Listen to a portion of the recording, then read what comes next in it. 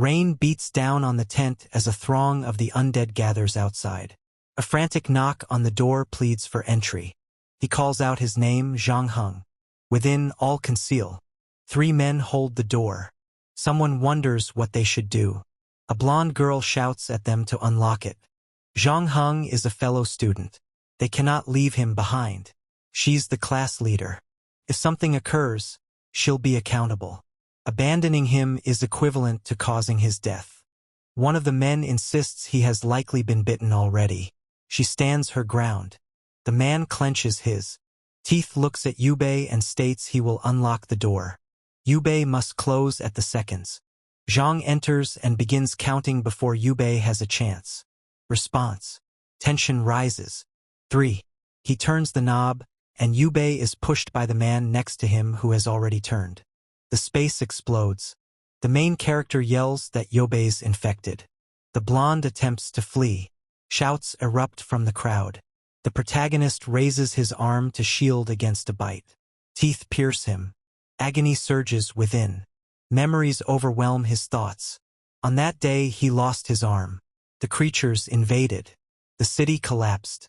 The world perished. A man in a hood questions his certainty. A physician observes. Only 2 options remain now. They push the button. He's returned.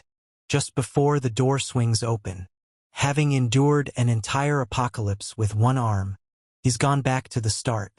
Zhang knocks on the door once more outside. The blonde Ruashi insists they open it. She remains the representative and won't forsake her classmates. Yubei gazes at her. She appears more youthful. She yells at them. Are they unable to hear? If they don't unlock the door, they're dooming him. Yubei senses it sink in. His scheme succeeded. He's returned to alter everything. He shouts to her. What if Zhang has been bitten? How will she cope? She claims no one witnessed the bite. There's no evidence. As the representative, she will assume full responsibility. Yubei grins. All right, she can open the door by herself. Ruashi halts. The other girls gaze at him. She yells that he isn't a true man. Having a woman do it. He retaliates. It's simple to advise when you're not in danger. Ultimately, she is merely a hypocrite.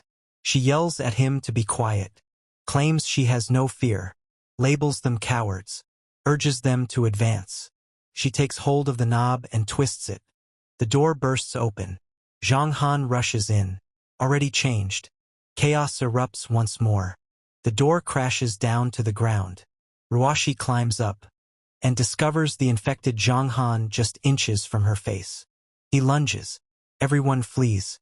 Ruashi seizes the guy next to her, shaking. Then she pushes him ahead, screaming at him to defend her. A foot strikes her ribs forcefully. Yebe. He sends her flying directly at Zhang Han. The zombie seizes her at the waist, teeth clashing near her ear. Person operates a screwdriver into its top. The skull shatters. Blood splatters everywhere. Yebe observes with a slight, icy grin. Ruashi falls outdoors. Still entwined with the body, she gazes at Yebe, pleading for his help. He recalls his former life, how she destroyed. He lifts the drop door. She inquires about his activities. He slams it closed, secures her outside. He then looks at the others. Why didn't you shut the door? In a panic, the group opts to barricade it. They pull furniture, boxes, ladders, anything available, and stack it up high. Ruashi continues to pound outside, insisting on knowing their actions. She pleads for assistance, yelling that she's the class rep and should not be treated this way. Nobody comes forward to assist her. The rest continue to pile up the barricade. Yebe observes quietly. Time moves on. The rain ceases. Eventually, they come to understand they can no longer hear Ruashi. The atmosphere has changed. Yebe instills fear in everyone. He was once the kind person. Why then does he feel like a foreigner now? He looks around. The girls are weeping. The men avert their gaze. Why do you all seem frightened of me? He inquires. They promptly refute it. Instead, the blonde boy expresses his gratitude. Had Yebe not kicked Ruashi, he would have been pushed out of his bait. The atmosphere changes. Individuals begin to claim Ruashi was self-centered, corrupt. She would have betrayed anyone for her own safety. Yebe offers a slight smile. If you all possess such courage, he states, let's unlock the door. I wish to see outside. They waver. Why would he venture out? He shrugs. Perhaps kicking her was excessive. He simply wants to check on her. They object. Zombies are all around. Yebe snaps, commanding them to proceed. Shaken, they cleanse. Remove the barricade and open the door. He walks onto the grass. Morning light floods the field. Ruashi is nowhere to be seen. No Xinghang. No undead. The door closes forcefully behind him. From within, voices cry out that they cannot allow a mad killer to return. He'll slaughter them all. Yebe remains unfazed, strolling steadily through the field. Inside, they murmur about his sanity. Suddenly, the blonde boy freezes. A female zombie blocks Yebe's path. He continues to approach her. She sees him. He grins and strengthens his hold on his tool. Without warning, he lunges. The zombie hardly responds. Before he crushes her skull, he continues relentlessly. He pushes her to her limits. Inside, they now believe he's mad. However, Yebe is panting heavily. That required effort even for him. He kneels beside the body and retrieves an object resembling a small pearl. He grins. Power gem. The origin of the apocalypse. And the secret to enduring it. He hears a footstep behind him. He spins around. An ancient zombie stumbles nearer. Yebe seizes his tool and hurries. Shortly after, it goes down as well. Inside, a girl is on the verge of vomiting. The blonde boy is baffled. This is the same coward he remembers. How did he undergo such a drastic change? Rumors circulate. He must be acting. No one changes so drastically in a single night. One boy proposes allowing him back in. He's powerful. He can take down zombies. Others disagree. He's unstable. He could turn on them next. Suddenly, the glass breaks. Yebe looks inside. You all still in there? He smiles. Come on out. Killing zombies is quite enjoyable. They shake in fear. Suddenly, a scream pierces the air. Something lurks behind him. A zombie charges. Yebe remains calm.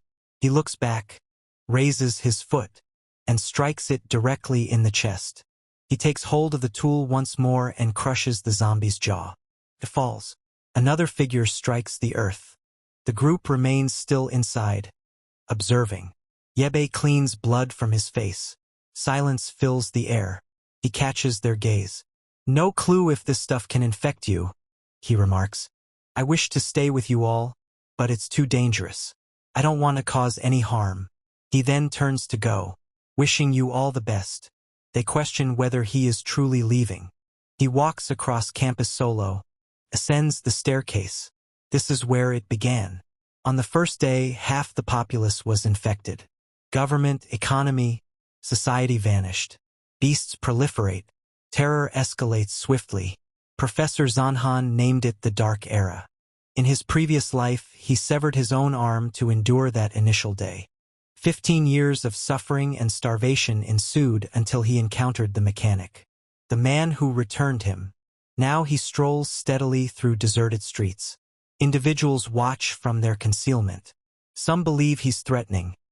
Others speculate that if he's alone, he could be perilous. He disregards them and walks to a park. Zombies are spread throughout it. Immobile. They remain unresponsive until he faces away. They rush forward. A bystander yells that the child is dead. An elderly man murmurs that searching for food in such a world is madness. Yebe simply grins. A single swing, skull shattered. One more down. A powerful slam concludes the third.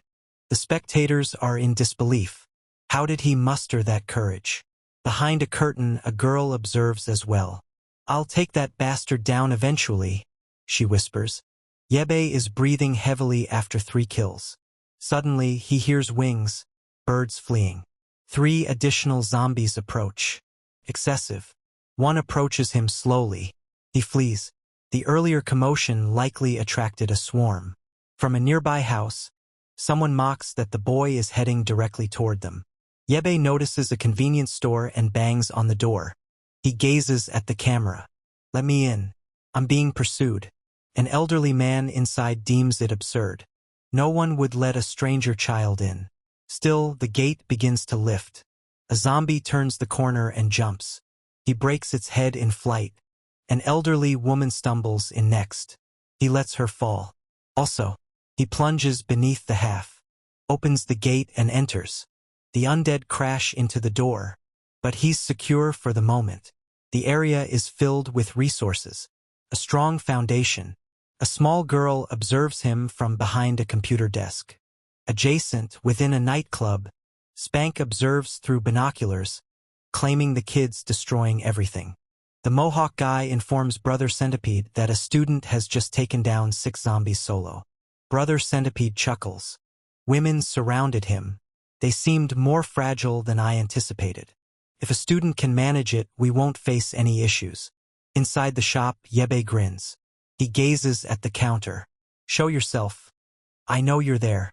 Just give me the key so I can secure the place." Silence fills the air. He exhales, grimaces, and holds his arm. "My injury's severe. I may not survive." A girl emerges from it.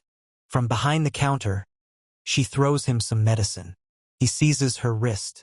"For heaven's sake, don't make this a romance." She resembles someone's child. Yebe asks her to give him the remote, assuring her he won't take any action. She inquires, "What remote?" Although it's obviously in her grasp. He moves ahead and grabs it. She dashes, taking cover behind the counter, her gaze fixed on him. He kicks a shelf, causing her to flinch. Calls her foolish for thinking he was hurt. Time flows. Rain begins to fall outside. He rests on the bed, exhausted. The young girl gently cares for his severed arm. The agony is intense, yet he perseveres. Eventually, she states that she is finished. He expresses gratitude for her help. She shuts the first aid kit and mentions the outside is too perilous. Her father instructed her to remain in the store. He can recuperate here and she'll fetch food later. She departs. He believes she is excessively kind. Among all the doors he knocked on, she was the sole one to welcome him. Without her, he wouldn't survive. Suddenly, he hears her voice at the entrance, questioning what a few men are doing. This startles him awake. A crowd gathers outside the shop. Centipede expresses gratitude to her for letting his friends in. Anxious, she inquires if they only want food. He smiles. Indeed, now everything here is his. She claims her father will return shortly. They chuckle. Her father has already served as zombie bait. With her solitude, they can enjoy a game. Indeed, Bay lurks in the darkness, hearing them end her life. They steal the provisions, discard her remains, and label her a fool. That was his former existence. This time he won't allow it to occur. She must first grasp the harshness of this world, even if it leads her to despise him. She taps on his door. He quickly reacts, questioning why she is disturbing him. She expresses regret. She cleaned his dirty clothes. He becomes more furious at her kindness, instructs her to discard them and depart. Ashamed, she consents. He muses that with a personality like hers, she won't last long. Nevertheless, the warm shower is amazing. In the future, water will be polluted. Instances like this will vanish. He completes his bath. The shop currently offers ample food and clean water. The next priority is gear and weapons. He gazes at his reflection. Feeling youthful once more is incredible. No leg burning, no back pain. Youth is a blessing. The only downside is his abs vanished.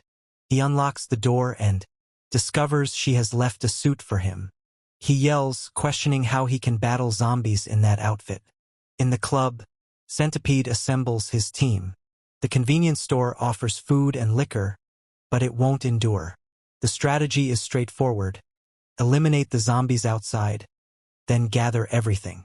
Inside, there's an adorable little girl. Simple task. He commands his crew to begin the killings to facilitate the robbery. Zombies relentlessly batter the entrance outside the store. Within, Yibi summons the girl. Quit being naive. I have something to ask you. Why is she by herself? Where's her family?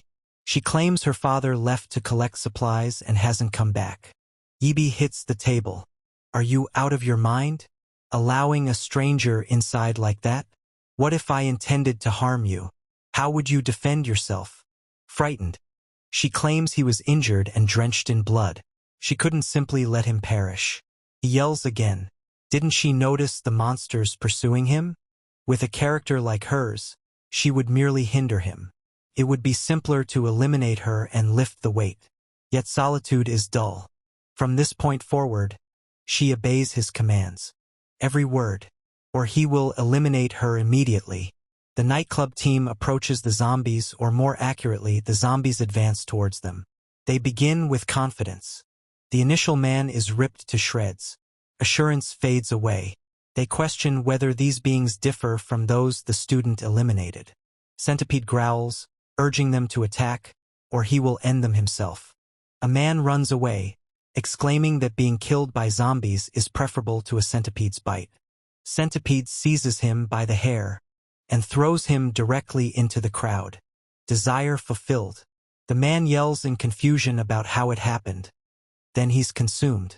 The others rush to eliminate the nearby zombies, yet more continue to appear. Centipede understands there are too many. The swarm they've provoked won't cease. They must escape. Back at the convenience shop, it's calm. The young girl serves y'all a bowl of ramen. She prepared it for him and also brings the hot water he requested. He instructs her to go. She's done enough. She is not allowed to enter his room unless he calls. She nods and closes the door. He gets the noodles and consumes right away. He's famished. He smiles after a bite. It's delicious. Centipede hangs from the entrance of the store, clinging to evade the zombies beneath. Yolbai takes a step forward with the hot water bottle. Centipede asks what he's up to. Yolbai unscrews the lid and pours it over his hand. The skin turns red immediately. Blisters form. Centipede screams but doesn't release his grip. He'd plummet right into the crowd, pleading for assistance while vowing to harm someone. Yolbai calls him an idiot. Then a tug on his sleeve interrupts him. It's the little girl. She urges him to stop. Allow the man entry. Do not harm him. You'll become rigid. He advised her against going upstairs. She maintains. Her father always advised against hurting others. He observes her for a moment. You aren't scared he will enter and harm you. Centipede insists he wouldn't. He's simply starving. Trapped. He has no escape. The streets are teeming with zombies everywhere. Yebei clicks his tongue, having intended to release him and allow the horde to complete the task. His gaze falls on a box cutter resting on the table. They permit Centipede entry. He expresses gratitude to the girl warmly, then proclaims that this is now his domain. Disobedience results in death. The girl becomes aware of her error. In the club, chaos ensues as survivors fortify the door while zombies pound it.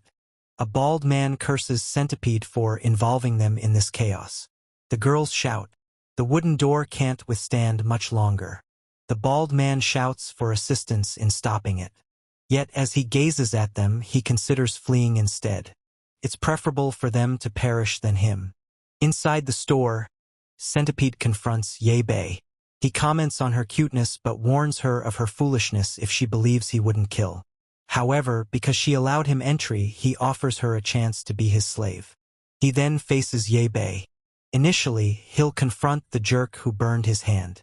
He intends to cause him pain. Yebei remains silent. The box cutter lies firmly in his hand. The girl begs. Her relatives manage this shop. Downstairs, there's chocolate. Plenty of snacks for all. For a moment, there's quiet. She beams with hope. They can all coexist harmoniously. The centipede strikes. He charges at her in rage. Are you mocking me? The blade gleams. In just half a second, Yebei cuts through Centipede's wounded hand. Centipede wails. Bei turns the cutter into a reverse grip and advances once more. Centipede intercepts the attack. Bei targets his throat. Centipede is larger. He delivers a kick to Bei's abdomen. Bei is sent flying backward. The girl falls down alongside him. Bleeding Bei lifts himself and approaches him. Centipede scoffs. No one has ever angered me like this. With one kick, Bei senses his ribs breaking as the centipede stomps his leg. Agony surges within him. How did you take down that zombie so effortlessly? Centipede insists, not revealing. Bei replies, then you're finished. The stomping persists. He claims Bei will eventually speak. The girl simply observes. Bei allows it to unfold. He desires for her to understand the true nature of this world. However, the price is steep. Eventually, he pleads for him to cease, promising an explanation. Centipede urges him to be quick. Cooperation will ease the suffering. Bei sprays blood onto his face. Mistake made. Centipede crashes him against the wall, delivers a kick, stomps, and punches his jaw, instructs him to perish. This lesson is becoming too extreme. Then it changes. The young girl strikes out, hitting Centipede on the neck. He becomes enraged. What do you believe you're doing? He pushes her forcefully. She strikes the earth. He seizes the box cutter and bellows. They're both doomed to die. However, time's over. Bei strikes the back of his neck with a stick. Centipede falls. Bei struggles to remain upright. The girl gazes at the crimson stain on the ground. Did I end his life? Bei places a hand on her shoulder. She acted as needed. That man was wicked. Confused, she questions why he was so cruel to her when she merely sought to assist. He replies that Centipede isn't deceased. Her expression brightens. They must rescue him. Bei pushes her away. He pulls her out of the room, calls her shockingly naive and shuts the door. She makes him insane. And now that jerk has messed up his room as well. He takes Centipede by the leg and pulls him toward the window. A single kick sends the body crashing to the street. The zombies converge. A banquet. Centipede awakens just in time to understand the situation. Outside, Bei grumbles. He was fortunate not to have severed his limbs initially. A sound catches his focus. A man is dangling from a building across the street, attempting to evade the zombies beneath. He's losing grip, trembling, pleading for them to go away. Bei shouts, "Is anyone else still alive in there?" He claims to be the final one. They kept the door secured until someone released it. The zombies poured inside. Everyone perished. He pleads to enter the convenience store. Bei declines. If he doesn't act quickly, he'll become like the man on the floor.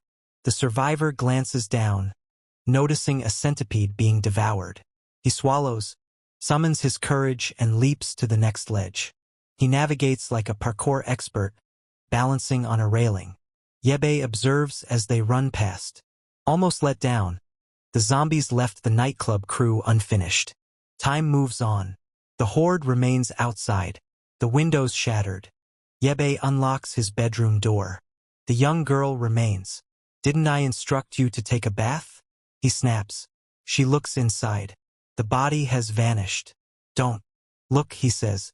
"He's below." She pauses. "Did he get away?" He describes how he threw that man out. Only a deity could have endured.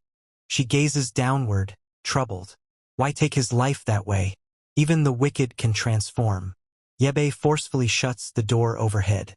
"Are you really that oblivious? After all, in this apocalypse, he was always intent on trying to kill you." She echoes the term apocalypse as if he's insane. Claims he has no idea what he's discussing. He leaves. There's no use in debating. He might as well shower again. She demands to converse, requires 2 steps, then falls. He grabs her just in time. He lifts her onto the bed, examining for bite marks. Nope, likely a fever. There must be some medicine in here. That clarifies why she has appeared weak from the beginning. He discovers a box. A pink notebook rests atop the medicine inside. He browses through. This is a list of donors. Health records. He assembles the information. Yao Yudon, 14 years of age. Leukemia. He raises her shirt a bit and sees the bandages spread over her skin. Numerous puncture wounds. She's undergone transfusions. Perhaps that's why she's eager to assist others. She has relied on their generosity. Yet the world she aims to rescue has vanished. He looks in his pocket. The essences of the apocalypse remain. He is unsure whether they would assist with something like this. Night descends. Zombies fill the streets. Yet it's silent.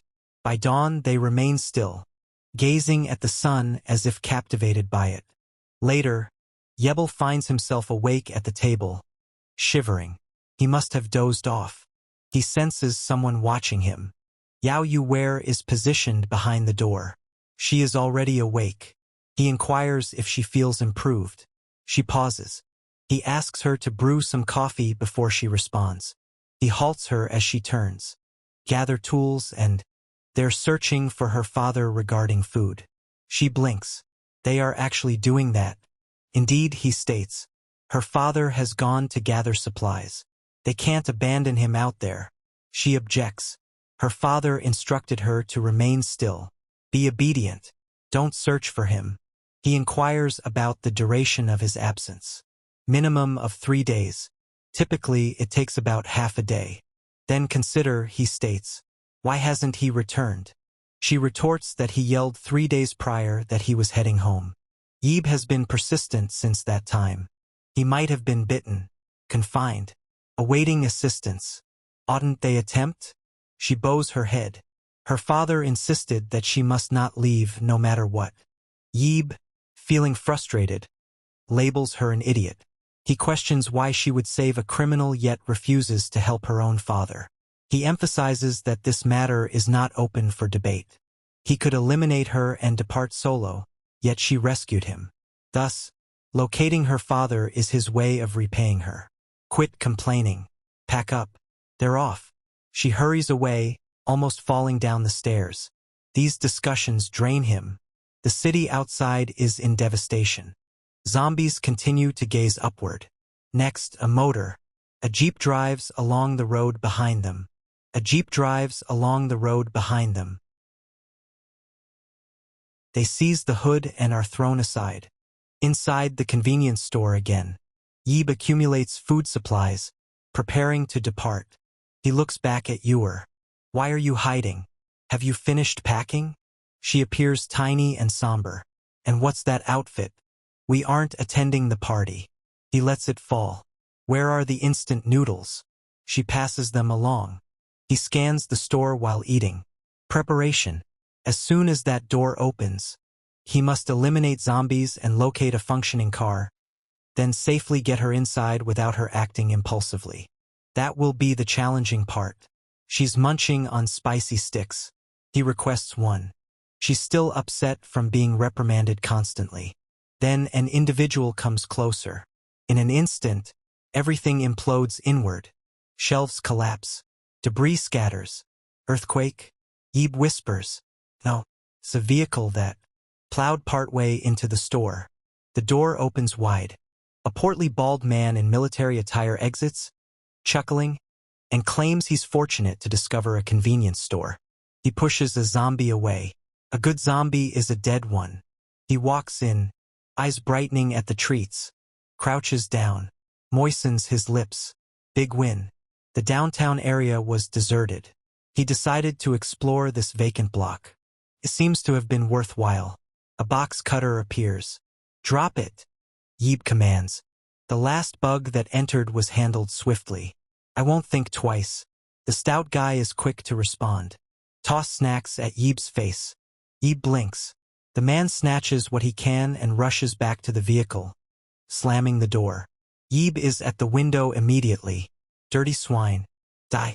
The blade hovers near. I give in. The guy exclaims. At that moment, Yao Yuru instructs Yib to cease killing. The two men gaze at her as she stutters an explanation. If he passes away, who will cover the store's damages? Yib observes her. The plump man shakes. A gradual smile emerges on Yib's face.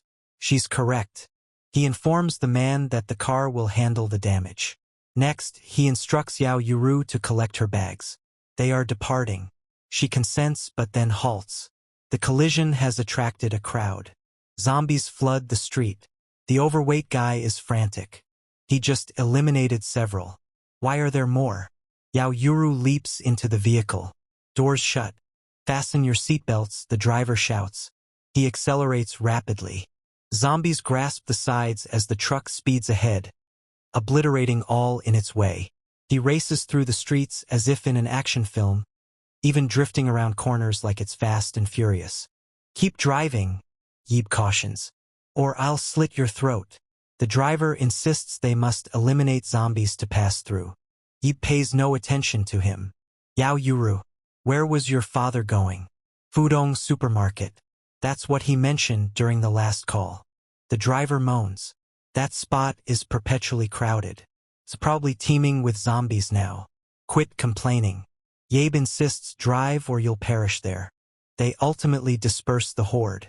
The plump man looks over his shoulder. If it becomes dull, I can play some music. On the road, everything at last. Settle. A zombie sprawls on the road, a branch grasped tightly in its hand. It raises an arm as the jeep nears. The plump driver doesn't hesitate. He drives over it without flinching, music blaring loudly. Munching sweets, cutting through whatever lies ahead. Him obviously enjoying every moment of his life. Lower the volume. Yabe states, I need to unwind. Take it easy. The driver responds. This vehicle is sturdy. Yabe lifts the box cutter. Are you not listening? Silence. The driver hits the brakes hard. I didn't say to stop, Yabe states. I said to stop the noise. The driver gulps. We are out of gas. Yabe and Yahello both shout in anger. The driver expresses regret for forgetting the nearby gas stations. He begins to eat voraciously. If I'm going down, I'm going full. Yahello perceives a noise outside. A gigantic zombie stands at her window. They've halted next to a park. A swarm begins encroaching. Even if the vehicle remains intact, they'll be stuck. Yabe then notices a machete behind the seat. Zombies crash into the windows. A door bursts open unexpectedly, dislodged from its hinges. Yabe exits steadily as a zombie attacks. The machete gleams. One completed. Within, Yahello quakes. Yabe smiles. Great edge. A different zombie stumbles in.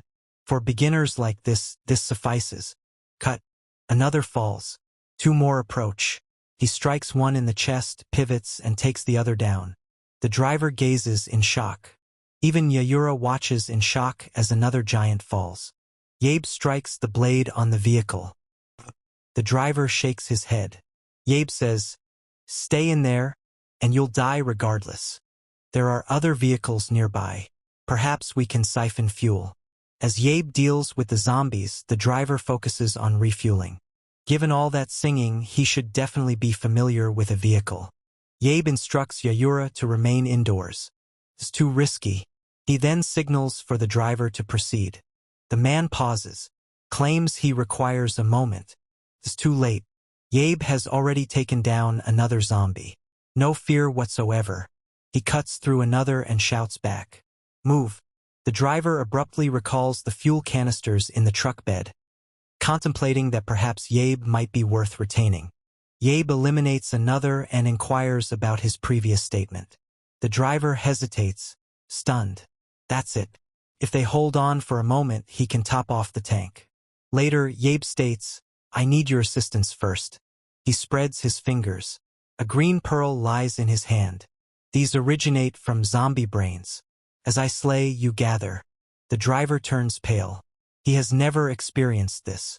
The simple, Yabe demonstrates. Hurry up. Understand? The driver winces. That's revolting. I'd prefer to remain in the vehicle. Return and you'll be chopped up, Yabe responds. How can I manage that without a knife? Utilize your hands. Yabe advances and takes down another zombie. The driver gulps nervously, moves toward the initial body, then panics, dashes back to the jeep, retrieves a tool, whispers a prayer. No time. Yabe snaps. Begin collecting. The driver looms over the body, perspiring. It's not alive, is it? The overweight man strikes the lifeless body and begins to search. A tiny green crystal lands in his hand. Is that all? He gazes at it in astonishment. Simpler than he thought. There is indeed something within the skull. He never envisioned a human head could create this. Are these valuable? He inquires. Be quiet, Yabe responds. The man begins to ponder if this is the reason for the zombie transformation. Perhaps he should take a few. In the meantime, Yabe chops another cluster. Eventually, he makes a call. That's sufficient. The ones further away aren't valuable. This body remains untrained. It's more challenging than it ought to be. He looks back. How many? The plump man grins. A lot. Claims it's nearly enjoyable. Wash them. Keep. Fill the tank now. It's time to go. Yabe monitors Yaoyur. Her situation's deteriorated. He seizes her arm, shouting her name. Her skin's on fire. The fever's risen above prior levels. He searches through her bag. They had taken medicine and water before. The plump guy leans closer. What's the matter with her? Be quiet. Fill the tank. Eventually, the fever subsides a bit. The driver proposes she might have overheated in the car. Feeling better? Yahibai silences him with a fierce look. They wasted time as he feigned that they had run out of fuel. If he conceals anything more, he's finished. The man quickly apologizes, claiming he won't deceive again. Yaoyur awakens. They continue driving, following A. As they drive along the road, the driver looks over, praises Yahibai's skill with the blade, and inquires about his name. You go first, Yahibai replies. Yaohang. I operate a workshop in the city. That truck? It's for repairs from a customer. Never returned after the apocalypse struck. Yahibai. In an instant, Yaohang hits the brakes. The truck slides. Yahibai takes hold of the seat for balance. What was that? The path's obstructed. In front, destroyed cars blaze along the stretch. No passage available. Yaoyur continues to shake, but at least she's upright now. Yahibai examines the obstruction. There's no way to access the location where her father went. She merely observes. Quiet. There's an alternative path, Yaohang mentions. Is it longer? Are we still proceeding? Yes, but we require improved weapons first. He inquires if Yaohang knows an electrician or a weapons store. Yaohang considers, then agrees. He is acquainted with a blacksmith from his hometown. Talented. This intrigues Yahibai. There's a strong possibility he's still alive. If not, supplies should remain. This machete? He crafted it. More resources lead to superior equipment. Valuable. Yaohang begins to reflect. Regarding past eras. Shu, Yaoyur whispers. Yahibai has fallen asleep. They cross a bridge into a different district. Yaohang exits and stretches. At last. Though years have gone by, the location remains largely the same. Yahibai surveys the surroundings. This better be worthwhile. If not, you'll be overwhelmed here. Clear the area before entering. First rule. He surveys the zombies beyond. Do any resemble your friend? Zhao Heng pauses, uncertain. Then he begins gathering pearls. Yahibai states, Hold on. A voice emerges from the vehicle. Yaoyura moves closer. I wish to assist. Yahibai informs Yaoyura that she might faint or get bitten, hindering their progress. She asserts she's okay now and will be cautious. Zhao Heng smiles. If she's daring, I'll excavate. She can gather. Yahibai's tone chills. If either of you is bitten, I'll take you out myself. Yaoyura observes. He speaks as if he means it. Yahibai advances, slicing through zombies. Zhao Heng breaks skulls and converses as Yaoyura places the green pearls into a bag. From an adjacent structure, a person observes with binoculars. A man smoking a cigarette, his eyes filled with annoyance. A different man arrives. Brother Lu. Lu reacts sharply without looking back. Knock next time. A newcomer outside shakes with fear. What's happening? Lu inquires. They're in the neighboring blacksmith shop. 3 individuals are present. One man is fighting zombies solo. Lu mentions he's already seen them. Why disturb him? The newcomer hesitates. This one's unique. Lu contemplates. Next movements. A girl delivers instant noodles to him. He throws. The rookie gets the pack. Eat. Report accurately afterward. The newcomer smiles. Brother Lu is incredible. Lu absent-mindedly caresses the girl next to him. She appears weary. She collapses to her knees from hunger. Get the chubby one out. Lu commands. Gather everyone. Complete the remainder. Those who do will be rewarded. Returning to the shop, the zombies are subdued. Only one pearl remains. Yebe instructs Zhao Hang to inspect the perimeter as he enters. He forcefully opens the door to reveal a complete blacksmith workshop, scanning the area filled with anvil, tools, and weapon racks. The forge continues to blaze. Someone visited here lately. Zhao Hang observes that the area appears undamaged, yet he is unaware of his friend's whereabouts. Collect pearls and car scrap, Yebe instructs. Hone your blade. Why not take one of these? Zhao Hang points to the completed weapons on the wall. In a week, they'll be worthless. Zhao Hang's eyes widen in realization. Yebe is crafting something innovative. Move. Yebe commands sharply. Zhao Hang grumbles about his temper. Yao Yu inquires about what actions she should take. The forge blazes. Pistons move. Mechanics primary craft. Building. Yebe glides a metal. He inserts the tube into the fire and begins hammering. Zhao Hang observes, impressed. Is someone this young skilled in blacksmithing? Yebe commands to pour the pearls into the cup. Zhao Hang complies. The pearls dissolve in the flames, transforming into a luminous green fluid. A mystical aura emanates from it. Yebe makes a cut. A bottle of strawberry juice and empties it into the molten blend. The liquid merges. He applies it to the blade. The metal takes in the light. He strikes once more. The sound reverberates outdoors. Brother Luo's team listens to it. The novice appears frightened. A man with a sharp jaw grins. Simple resources. A man with long hair claims the true reward is time spent with Haiguan. A man wearing a polo shirt warns them. If Brother Luo desires this man dead, there's a motive. It's wiser to wait until night when their vigilance wanes, then attack. Inside, Yebe continues crafting. The design appears nearly futuristic. Mechanical. Exact. Zhao Hang begins to question whether this child is from a prestigious engineering university. Yebe completes one. He retrieves the first section from the water and promptly begins another piece. Zhao Hang whistles. That electric design is awesome. Yebe simply smiles. The materials await. It's time to demonstrate the true skills of a mechanic. Yao Yu places noodles on the table, silently content simply being close to him. She feels secure. Suddenly, a hand covers her mouth. The long-haired weirdo pulls her away, claiming he's bringing her to another location. Inside, Yebe has recently completed sharpening the blade. He secures it in a mechanical structure and places it down. Zhao Hang gazes. I've only witnessed things like that in films. Yebe links 2 cables. It's time to energize it. The weapon activates, radiating a green glow.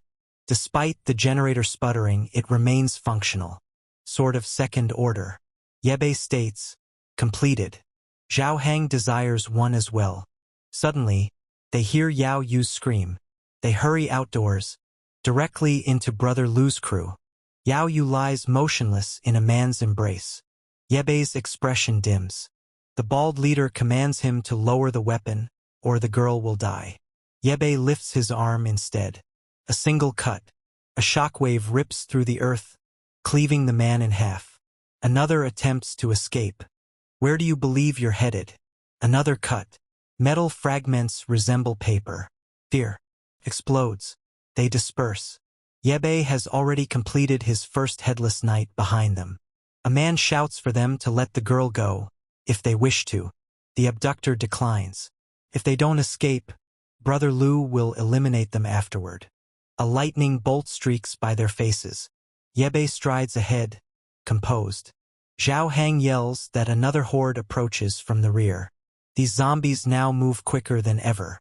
As if something transformed them. Zhao Hang halts. What's next? Yebe holds. The blade strikes and discharges. Green arcs illuminate. Zombies collapse consecutively. Zhao Hang observes in amazement as Yebe slices through them with a flurry of blows. However, the two abductors are escaping. Zhao Hang shouts that they're going to the building. Clearly, Yebe gestures. Quit looking. Get the car and pursue. Zhao Hang jumps into the jeep and accelerates away. Yebe continues to fight through the crowd. The task of rescuing the damsel now rests on Zhao Hang. The escaping men hear the engines roar as he charges toward them. They jump onto a bus obstructing the entrance to their base. He stops abruptly. The bus blocks the entrance. He exits, uncertain about his next move. Inside, additional men observe from the windows. Only one overweight man? Simple. They disembark from the bus and caution him to depart the vehicle. Otherwise, they'll incinerate everyone in that structure. Zhao Hang scoffs. Give it a shot. A man in a cap boasts about having killed more people than Zhao Hang has eaten chickens.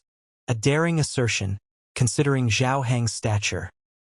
He prepares himself, you're inviting death. A green crescent zips by him.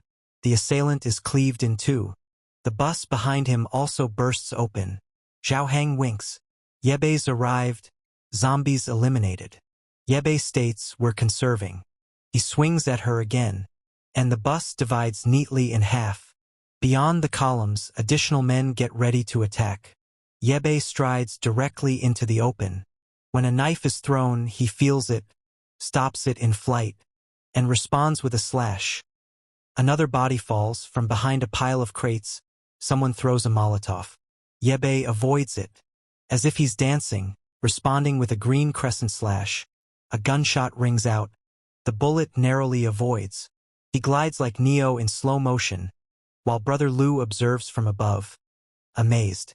States Yebe's exceptional. Inquires about his strength. Suggests a drink. States he values skill. Yebe lifts his blade in response. Luo points at Yao Yue. Stay still, she's resting quietly. In an instant, she might be gone. He claims to be treating Yebe with respect, so he should quit posturing. Or they may assess if a bullet outpaces a sword. Yebe observes him quietly. Zhao Hang quietly inquires about the plan, noting they have firearms. Yebe abruptly grins. He claims he's open to discussion, working on a significant project that requires assistance. If Luo assembles everyone, they'll have an opportunity.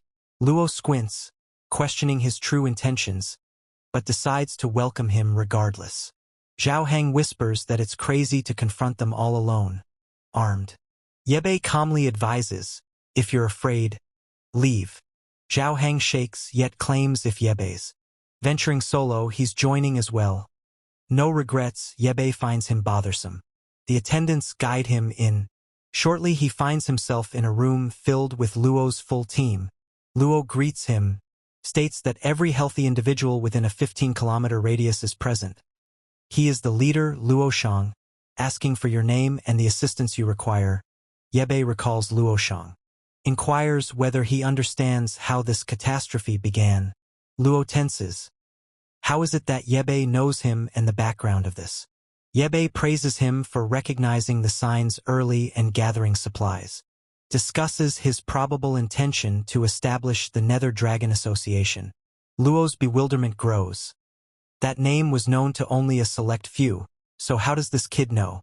Yebe creates a green pearl and believes Luo is more intrigued by it. Luo, growing frustrated, urges him to stop with the games and speak. Yebe hesitates before revealing everything. It could have originated from a virus brought by birds from abroad, a bioweapon for population control, or an alien meteor delivering something unfamiliar. He assumes Luo is aware of all three theories. Luo nods, aware that he understands the virus better than many, which explains why he moved individuals from the city center to this remote base.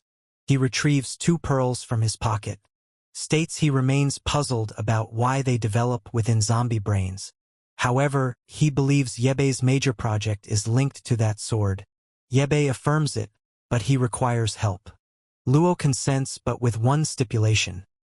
He wishes to examine the sword first, as Yebe begins to raise it.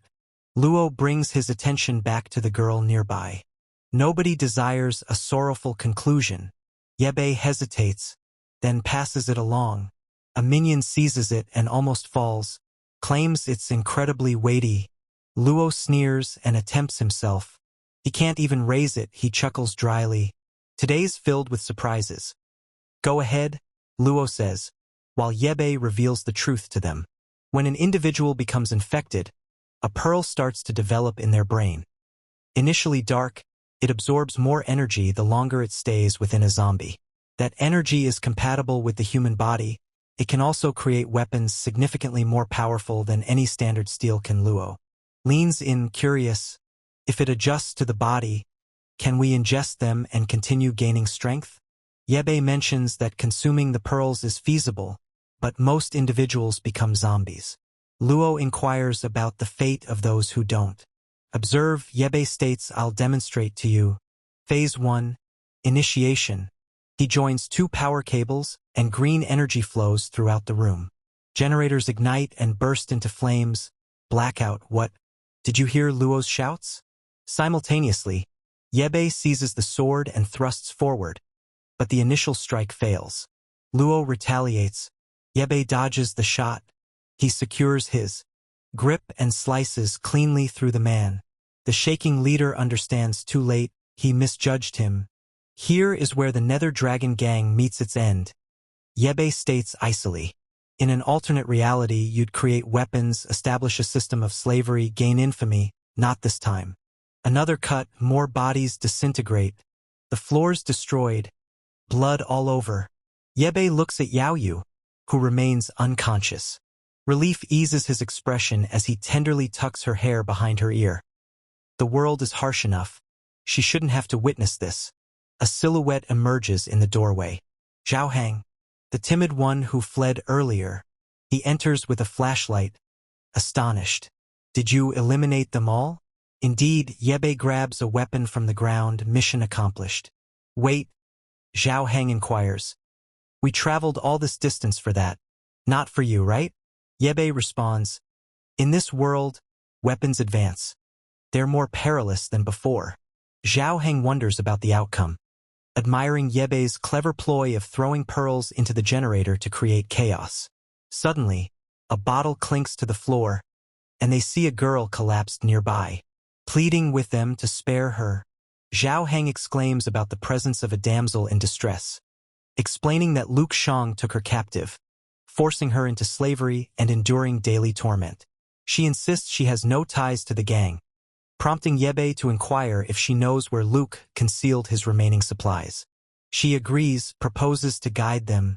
While walking, Zhao Hang inquires about her origins, to which she answers, an eastern city.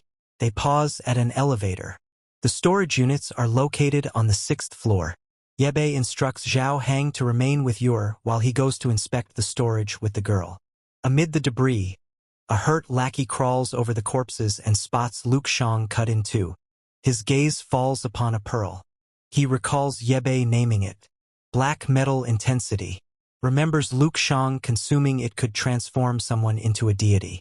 Out of choices, he gulps down. His pupils contract. Veins protrude. He writhes in pain as thunder rumbles outside. Yaoyu stirs. Rain cascades outside the windows.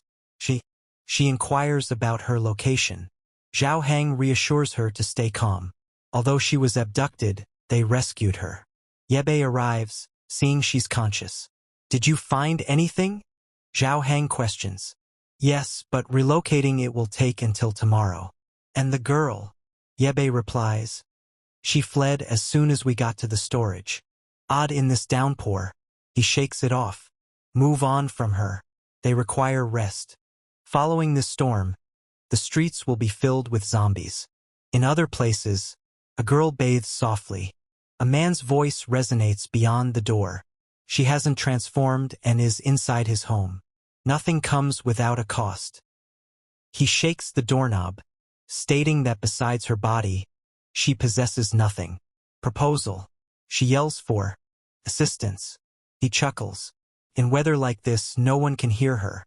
Suddenly, the door opens by itself. He becomes immobile and steps outside to see what occurred. The man near the shower commits a deadly error. A scream resonates. The girl looks outside. He's been overwhelmed. Against the wall by a gigantic beast. She screams. The creature looms, gazing intently at her. It extends. She retreats, pleading for it to stay away. It halts, sees its reflection in the mirror, then crumples, gripping its head. I'm not a monster. It strikes the floor, questioning why it has become this.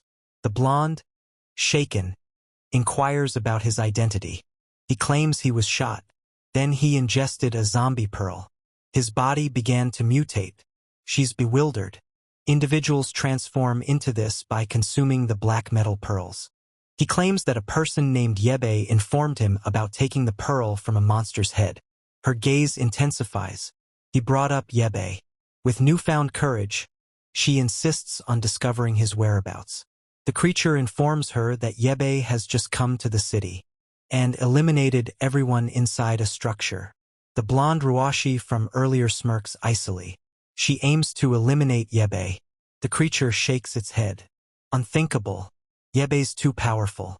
Ruashi claims her condition is due to him. They are foes. She examines the being. If he can take a man's life in an instant, doesn't that make him strong as well? He claims to feel powerful, yet struggles to manage it. Then he inquires if she's scared of him. Ruashi laughs as if she's gone crazy. She glides her hand over his arm. You're powerful, she claims. Assist me in defeating Yebe, and I'll grant you anything you desire. She appears unfazed by his monstrous size. He picks her up, thrilled. Then I'll aid you in slaying him. She grins. The plan is ready. Yet his body shakes. Something isn't right. He collapses, yelling. The night goes by. Dawn arrives. Yebe prepares himself. Inside the warehouse, he discovers additional instant noodles, cigarettes, and beverages. He secures the wicked sword to his back. Supplies are ready. It's time to go. They go downstairs. Zhao Hang stops. The car's roof is crushed. It appears to be a meteor impact. He panics, almost crying. We can't open it. Yebe examines the destruction. It's too extensive for a mere storm. With one cut, the roof detaches completely. The truck transforms into a convertible. The mirror remains unscathed, appearing original. They ascend. The engine continues to run. Looks like we're searching for her father now. Zhao Hang inquires. Indeed. They deploy. Zhao Hang smiles. Convertible apocalypse version. Quite good. Then the zombies spot them. To the side. A girl and multiple students dash away from a crowd. Yebe identifies them. His old classmates. Still living. They're calling for assistance. A clumsy girl stumbles. Zombies surround. A green crescent cuts through the stash disintegrates. The students gaze in disbelief. They spot Yebe approaching them. He grins. Did not anticipate seeing you again. They express their gratitude in a panic, believing they were doomed. The blonde man gazes in disbelief. How did you gain such strength? Yebe brushes it off. Where to now? They recount their escape from the school, mentioning a camp being established on an island, where many perished en route. Car comes into view. Can we hitch a ride? A girl approaches, clearly hungry. Do you have any food? Yao Yura observes silently, noting their desperation. Zhao Hang comments that they likely care more about his vehicle than anything else. Yebe lifts his hand. Silence. The car is nearly out of gas. He can't drive them far. And before they request a ride, they must owe him a favor. The former classmates nod enthusiastically. They'll do anything. Yebe grins. Zhao clarify the guidelines. Zhao brightens, instantly taking control. Yebe approaches the leftover zombies. I'll take care of them. You manage. Clean up. The students stare in bewilderment. Zhao distributes tools and shows how to retrieve the pearls. Simple. A girl collapses right there. Yao Yura calmly states that the skulls are pliable and easy to remove. The others gaze at her, curious about the life experiences that shaped her composure. Zhao continues handing out tools, cautioning them to avoid bites. The blond man quietly asks why the green dancer is so eager for these pearls. Yao Shubei continues to eliminate zombies as they gather. 2 hours later, the bag is packed. Yao Shubei instructs them to distribute some food. Zhao Hang reacts angrily. He disapproves of Yao Shubei distributing resources without permission. The students plead, but the overweight guy declines to share even a few crumbs. Suddenly, a metallic crunch echoes as something impacts the car frame. The fully mutated creature looms. Over there, the one before. Yao Shubei instantly identifies it. An evolved ability user. Run, he yells. A slash almost severs his arm completely. He jumps back and releases a green crescent. The creature evades. It's not brainless. It's contemplating. Delayed applause resonates. Ruashi advances. The queen in her low-cut attire. Yebei's gaze deepens. The students stare. Class representative?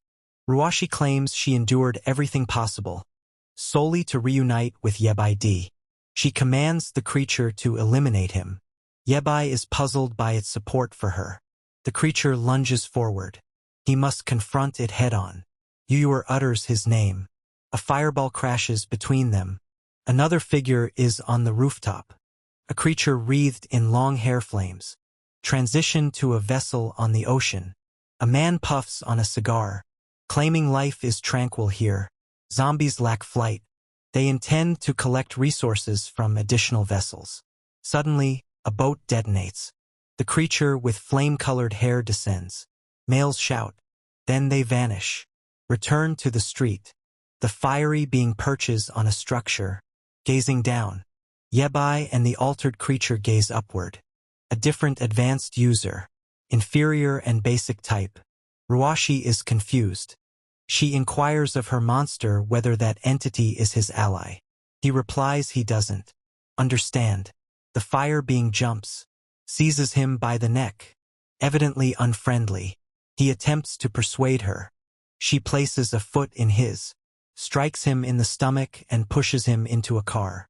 She engulfs him in flames. Xiaohang cries out as their car and food ignite. Ditch the vehicle. Sprint.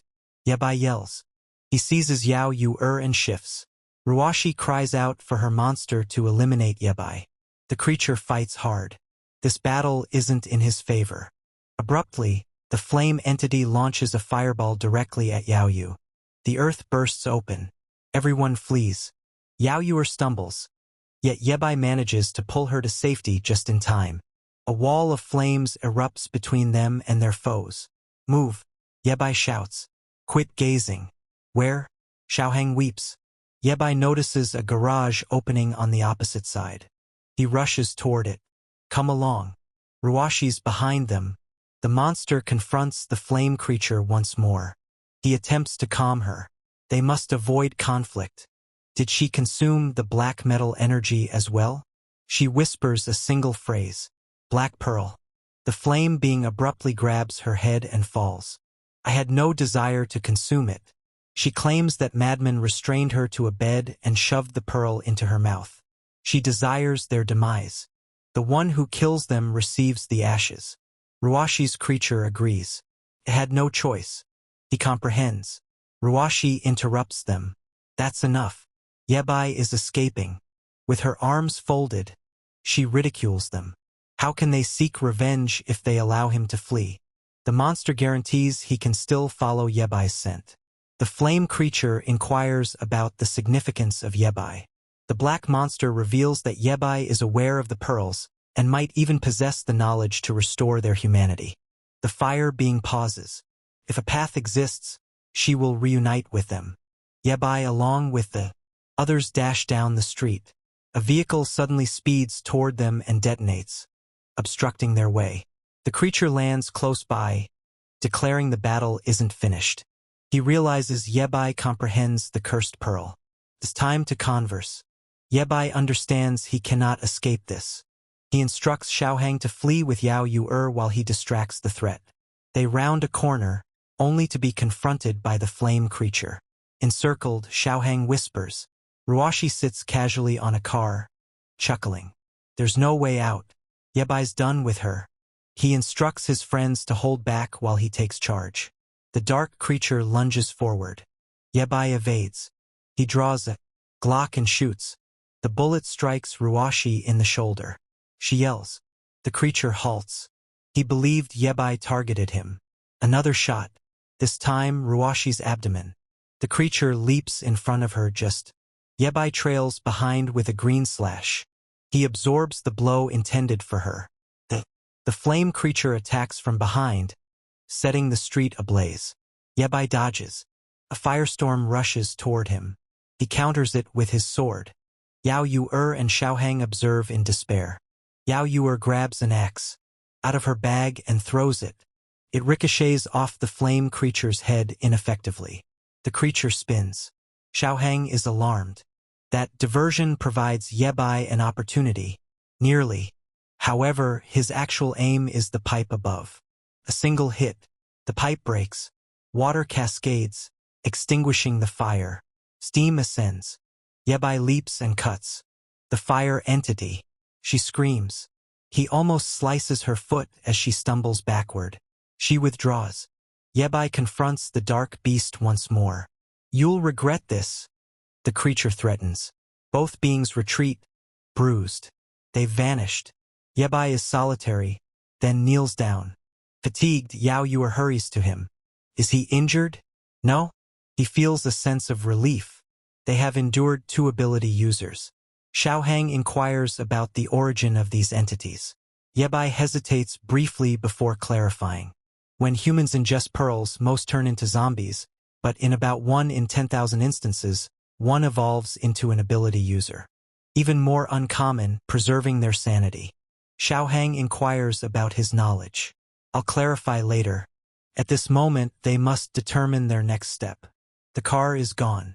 Misplaced the meal. Yebai scowls. The apocalypse is progressing more rapidly than ever before. He must create something more resilient before it deteriorates further. It was raining outside once more. The car was badly damaged. Xiaohang wept, claiming they could still recover some supplies. To make matters worse, those cursed creatures had piled all the vehicles in front of the garage, completely obstructing their escape, leaving them without any. He gave them both a coat, mentioning it was the sole item he possessed to shield them from the rain. Our son inquired of you about the situation. She mentioned that she had visited this place previously. A family friend resided close. She gestured to a mountain. Following that trail would lead them to his home. The large man inquired about the individual's identity and their current status. She replied that he was somewhat odd, yet a decent person. At least that was her hope. His residence featured tall walls, numerous computers, and ample food, indicating he was likely secure. The large man inquired whether the guy operated a cybercafe at home. Our protagonist suggested that since he was a friend of her father, perhaps her dad was present as well. It was worth investigating regardless. However, the swarm of zombies was approaching them once more. Yebai declared he would pave the path, urging them to stay close. At the same time, the other giant creature was ravaging zombies. He approached one, tore out a pearl, declared it sufficient, and leaped onto the structure. The fire monster girl was sheltering from the rain. He entered from the outdoors, called for Ruchi, and she was nearly on the brink of passing out. He mentioned he brought pearls. She instructed him to pass them quickly. Yet the creature inquired whether she was certain about eating that. She instructed him to hand it over and leave immediately. Wow, the giant creature was scorched. Like a fool, he continued to respect her. The fire girl inquired whether she had consumed it. He remarked that she appeared to be uncertain. Her friend added that she would also hesitate, particularly after witnessing her transformation post-consumption. However, the enormous creature claimed he simply wished for her survival. The fire girl had sealed her injuries, yet she understood that she wouldn't make it without medical aid. The other one realized her only opportunity could be consuming that. The fire girl mentioned it would be beneficial. She could transform like them, gaining another ally to assist in their efforts. They would eliminate anyone they desired and seek vengeance on all. However, the large creature mentioned that there could be powerful individuals like Yibi nearby. Additionally, her arm still hadn't regenerated. The monster girl remarked it was odd. His weapon appeared capable of withstanding her flames. The large, dark-skinned creature suggested that the optimal strategy was to abduct that individual and compel him to disclose all information regarding the pearls. Then, she presented herself as Zhou Bo. The large, dark-skinned creature introduced himself as Wang Shen. Reunited with our pals, another being descended. Despite the rain, it maintained its pace without hesitation. However, our boy was growing weary. Zhou Hong observed this and suggested they locate a place to take a break. He reassured him not to fret and inquired of Zhuo War about their whereabouts. She indicated a bridge, mentioning that they would ascend the mountain after crossing it. However, the issue was that the tunnel ahead was flooded and appeared quite deep. Our son noticed everything was blocked. He noticed a wooden plank, instructed Zhuo War to climb on, and mentioned they would push it forward. The trio ventured into the tunnel. Zhou Hong, filled with fear, questioned whether zombies might lurk beneath the water. Yubei remained silent as Zhuo War shouted to him. The unfortunate fellow was merely attempting to keep his eyes open. Eventually, he lost consciousness, pulling her small raft along. He dove directly into the pristine water. Returning to the monsters, they noticed the rain had yet to cease. Wang Shen opted to return to the room to speak with Rushi. Upon arrival, he observed her emitting purple energy. He inquired about what had transpired and she began yelling, hitting his chest. Zhou Bo hurried in and inquired about their shouting. A black aura erupted throughout the whole house. Now we find ourselves in the past life of our beloved Yubei. He was rescued from the water, and Rushi inquired about the whereabouts of his mechanical group. She was angry when he didn't respond, and he instructed her to go to hell. She labeled him arrogant and claimed he'd face consequences. She then pushed him back into the water. Eventually, he regained consciousness in the present. In the small room, Yubei had dozed off on his leg. She stirred, still drowsy, then brightened when she noticed he was awake. She was excited he had finally regained consciousness. He inquired about his location. At that moment, the large man entered, teasing him for finally being awake. Yubei appeared irritated that the large man remained with them, remarking that it was clear he was the one who had brought him along. Our son inquired how they pulled him up the incline and poured that heavily. An elderly man with gray hair entered and expressed his desire to know that as well. How could a young boy, a large man, and a kid endure in a zombie-infested city? You felt thrilled and referred to him as Grandpa Zhang. He stated that Zhou Ring had rescued our boy from the water, but was uncertain about the next steps. Fortunately, he had been monitoring via camera. He arrived in a car and helped everyone get out. Yubei inquired whether the old man had witnessed everything. The elder affirmed that he had, remarking how Yubei was dispatching zombies effortlessly, as if they were mere cucumbers. He expressed admiration for the remarkable weapon and asked about its origin. Our protagonist stood firm, insisting he couldn't disclose that information and demanded its immediate return. He attempted to intimidate the old man, but his strength faltered, causing him to collapse to his knees, utterly drained. The elder noted that wielding the sword seemed to sap one's vitality. He then introduced himself, stating his name was Zhang and that they could refer to him as Professor Zhang. This was his laboratory where he studied the zombie virus. Yubei appeared to recall the name. Suddenly, it dawned on him. This was the first researcher to identify the black energy metal pearls. For a mechanic from the future, Zhang was a prodigy. Our son cautiously inquired whether he was truly Professor Zhang. Feeling sheepish, the elderly man admitted that Professor was merely a title he enjoyed for its pleasant ring. In truth, he was just an individual playing around.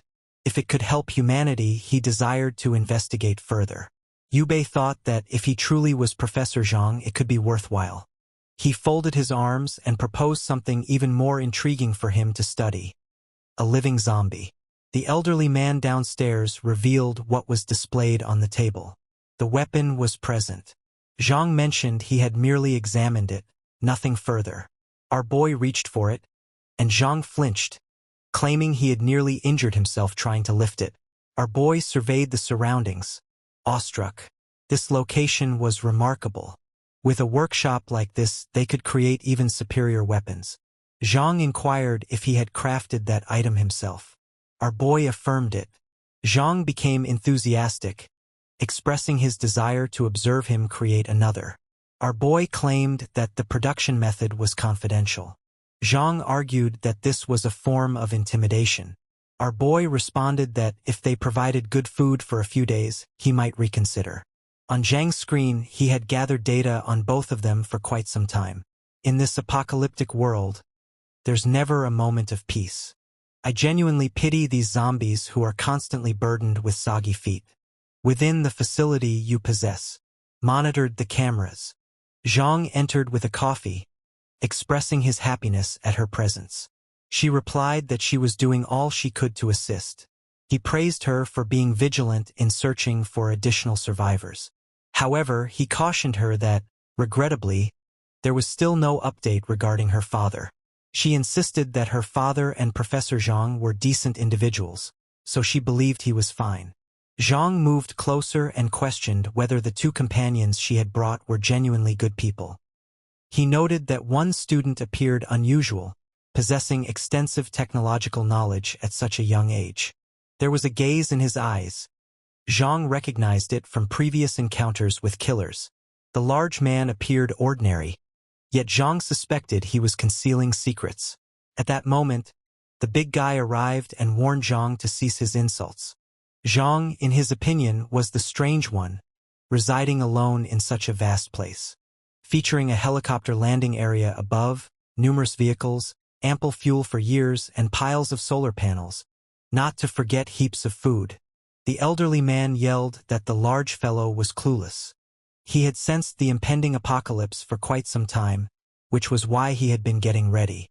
Here was this guy, residing in his home, enjoying free meals, yet still had the audacity to talk smack. The elderly man claimed his mission was to save all of humanity. A fight broke out, prompting Ewer to intervene and tell them to cease.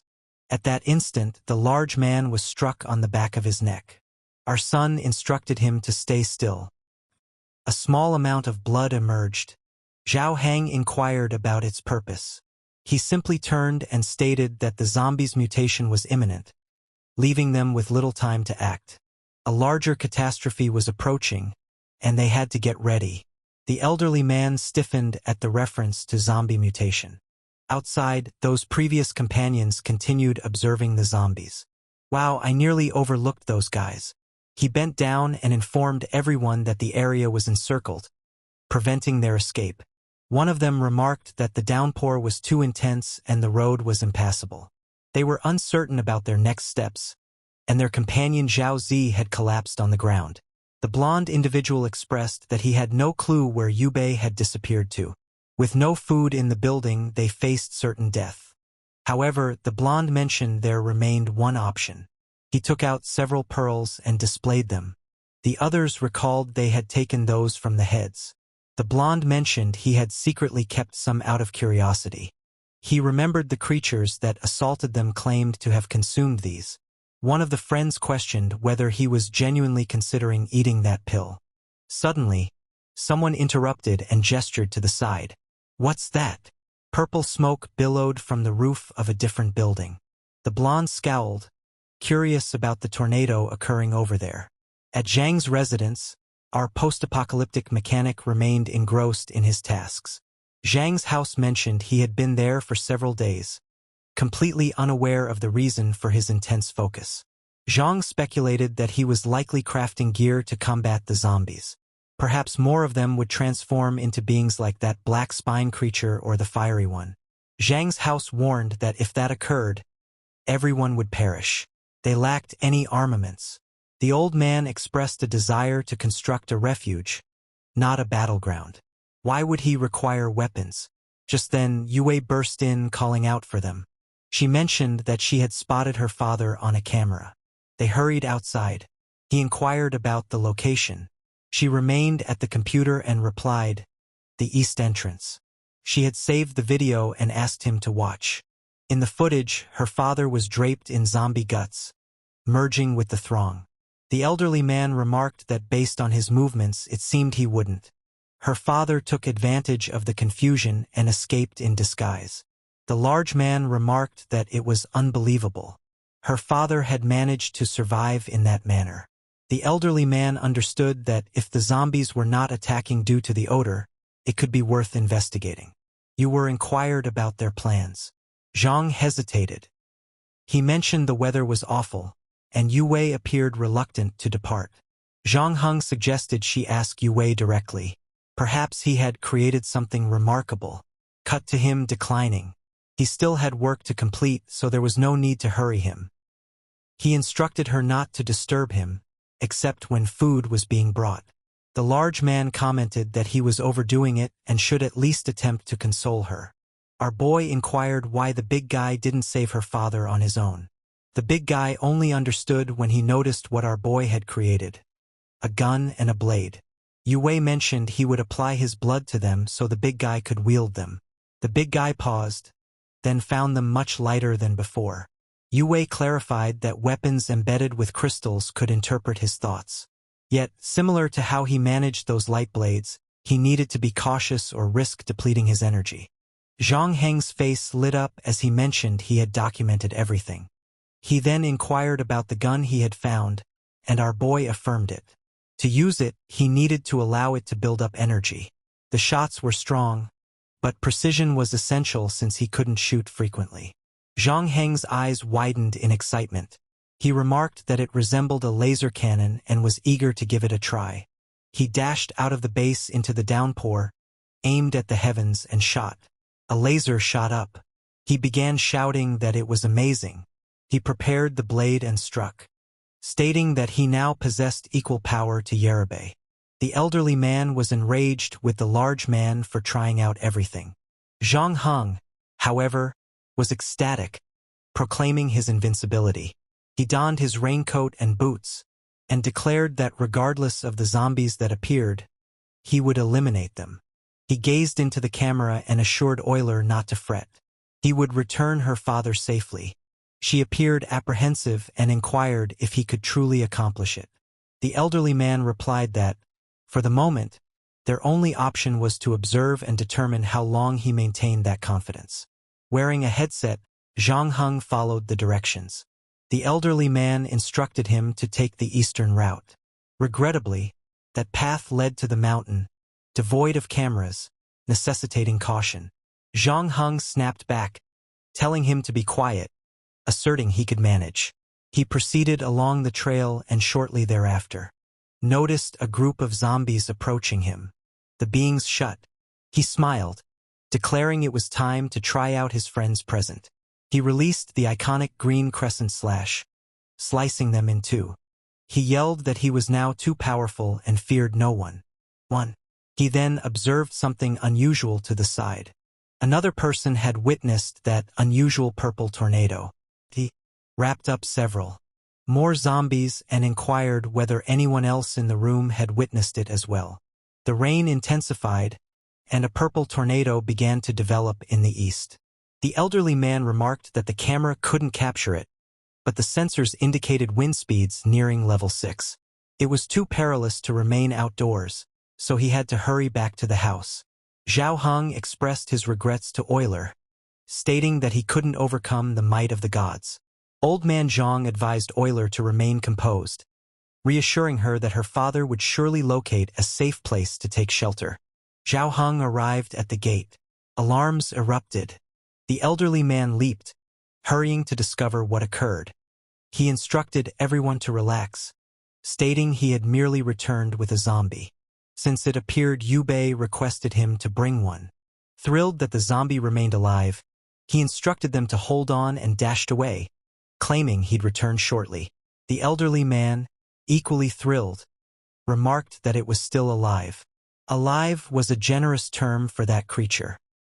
He complimented the large man, who became even more excited. He was always glad to witness their improved relationship. Meanwhile, Yobi was deep into his production stage. The boy had completed all the mechanics for the arm. The rain continued to pour until, at last, the sun emerged in this wretched apocalypse. The zombies went wild as usual upon seeing sunlight. They became so wild they began changing. Suddenly they changed to red, and started jumping onto rooftops. A small girl beamed, delighted by the sunny weather, until one of the larger figures approached and confronted her directly. Her father, hearing her scream, rushed over to find out what was going on. The entire family turned into a feast. The zombies had genuinely advanced, leaping and breaking into homes. No safe refuge remained in that structure. Our friends from school ran away in panic. One of them was on the verge of being captured, when a zombie was hit in the back of its neck. Then another received a blow to the head. The albino emerged. He produced the pill and glanced at his companions. They instantly identified Fawn, the blonde who had contemplated consuming it. The focus moved to the street, where a horde of zombies dashed in formation. Ruashi was positioned atop a building, with her 2 zombies beside her. Zhou remarked on how remarkably coordinated their movements were. Ruashi chuckled. She mentioned that she had been in distress for several days and inquired if they had located Jiebe. Wang Shang replied that he was hiding in a mountain house resembling a research facility, making it simple to infiltrate and eliminate him. Ruashi mentioned that it wouldn't be enjoyable. She wished for him to understand precisely who caused his demise. Prior to that, she aimed for him to sense despair enveloping him. Meanwhile, at the house, Zhao Hang and Yu was on the verge of leaving when an alarm sounded. Zhao Hang inquired about its nature. The elderly man quickly warned them against going outside. A significant event was approaching. Oddly, a group of zombies was assembling in the city. The strangest aspect was that they appeared to head directly towards them. Zhao Hang shook his head and inquired about the number. The elderly man replied with a minimum of 1,000. The large man scowled, questioning if they were the final humans nearby. The elderly man claimed he was unaware, but they ought to inform Jiebe. The large man dashed away and hit on the door, yelling to our son that more than 1,000 zombies were approaching. Our boy mentioned that the professor had informed him already. The big guy's expression brightened. Was he prepared to eliminate them all? Our boy replied that he was not prepared whatsoever. That erased the smile from his face. So how was he meant to confront these challenges? Jiebe stated he had urged them to quickly learn how to manage scenarios like this. He still hadn't completed his research. If this individual was indeed Professor Zhang, they could work together to find a solution. The large man claimed that none of it was logical. Jiebe remained silent and continued his tasks, prompting the large man to depart, murmuring that ultimately he had to depend solely on himself. He ascended a tower. One gazed downward, and his gut sank. The swarm was already at their threshold. He realized that even the lab's walls couldn't withstand a crowd of that magnitude. He dashed to the vehicle, insisting he couldn't allow them to crowd around it. The elderly man grew anxious, inquiring about his intentions. The large man instructed him to unlock the gate. He had a plan. If it failed, everyone should flee. Yao Yuer let out a scream. In the next moment, he was already outside.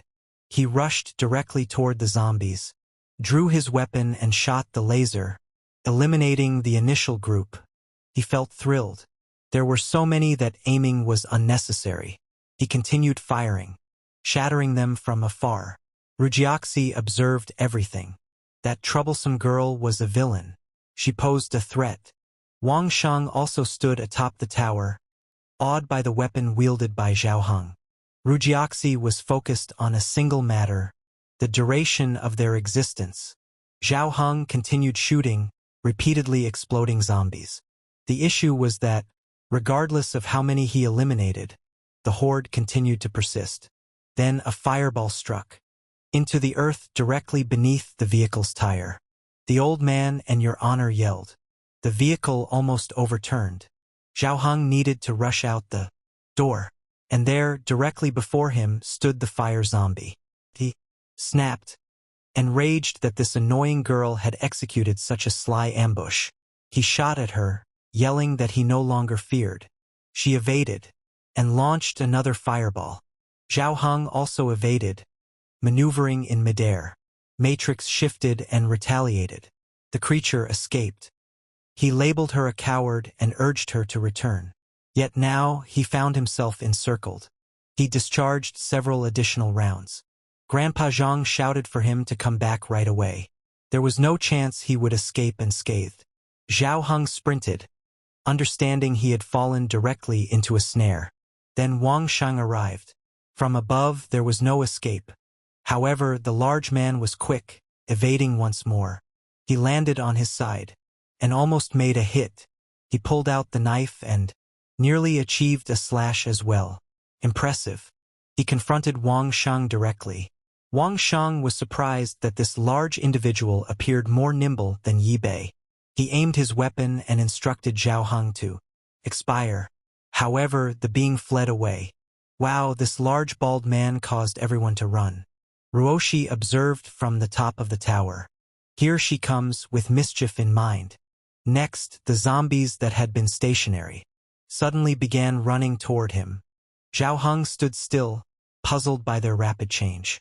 Yet, he still possessed the sword crafted by Yi Bei, and he unleashed the green crescent cut, yet they were approaching too quickly. He was unable to eliminate them quickly, so he attempted to flee. What is this? Zombies were being hurled at him. The unfortunate fellow was baffled by the objects falling from the sky, and they continually landed directly next to him. Clearly, it was Wang Shang honing his skills in throwing zombies. He took another one and threw it towards Zhao Heng. Zhao Heng needed to use a bullet to detonate it in midair. He continued to run, but now he was outright pleading for rescue. Another hurled zombie crashed down, ensnaring his leg in a lethal grip. It lunged for a bite, but Zhao Heng fortunately slashed it away. However, he struck the ground forcefully. No time to rise. His sole opportunity was to make a hit. Suddenly, a green light appeared. A surge of energy flowed through all ahead of him. Another cannon shot whistled by. Wang Shang and the other person gazed, attempting to understand what was taking place. In the distance, beyond the swarm of zombies, beams of light ascended into the air. Another wave hit, followed by a colossal strike reminiscent of something from Transformers. What's happening? Our boy transformed into Optimus Prime. The kid had crafted claws and legs, fully armed. Wang Shang beamed, exclaiming that he had finally come. The elderly man praised the boy, declaring him incredible. Even the large man was taken aback by the impressive armor the child had constructed in recent days. However, Ye Bei urged him to concentrate.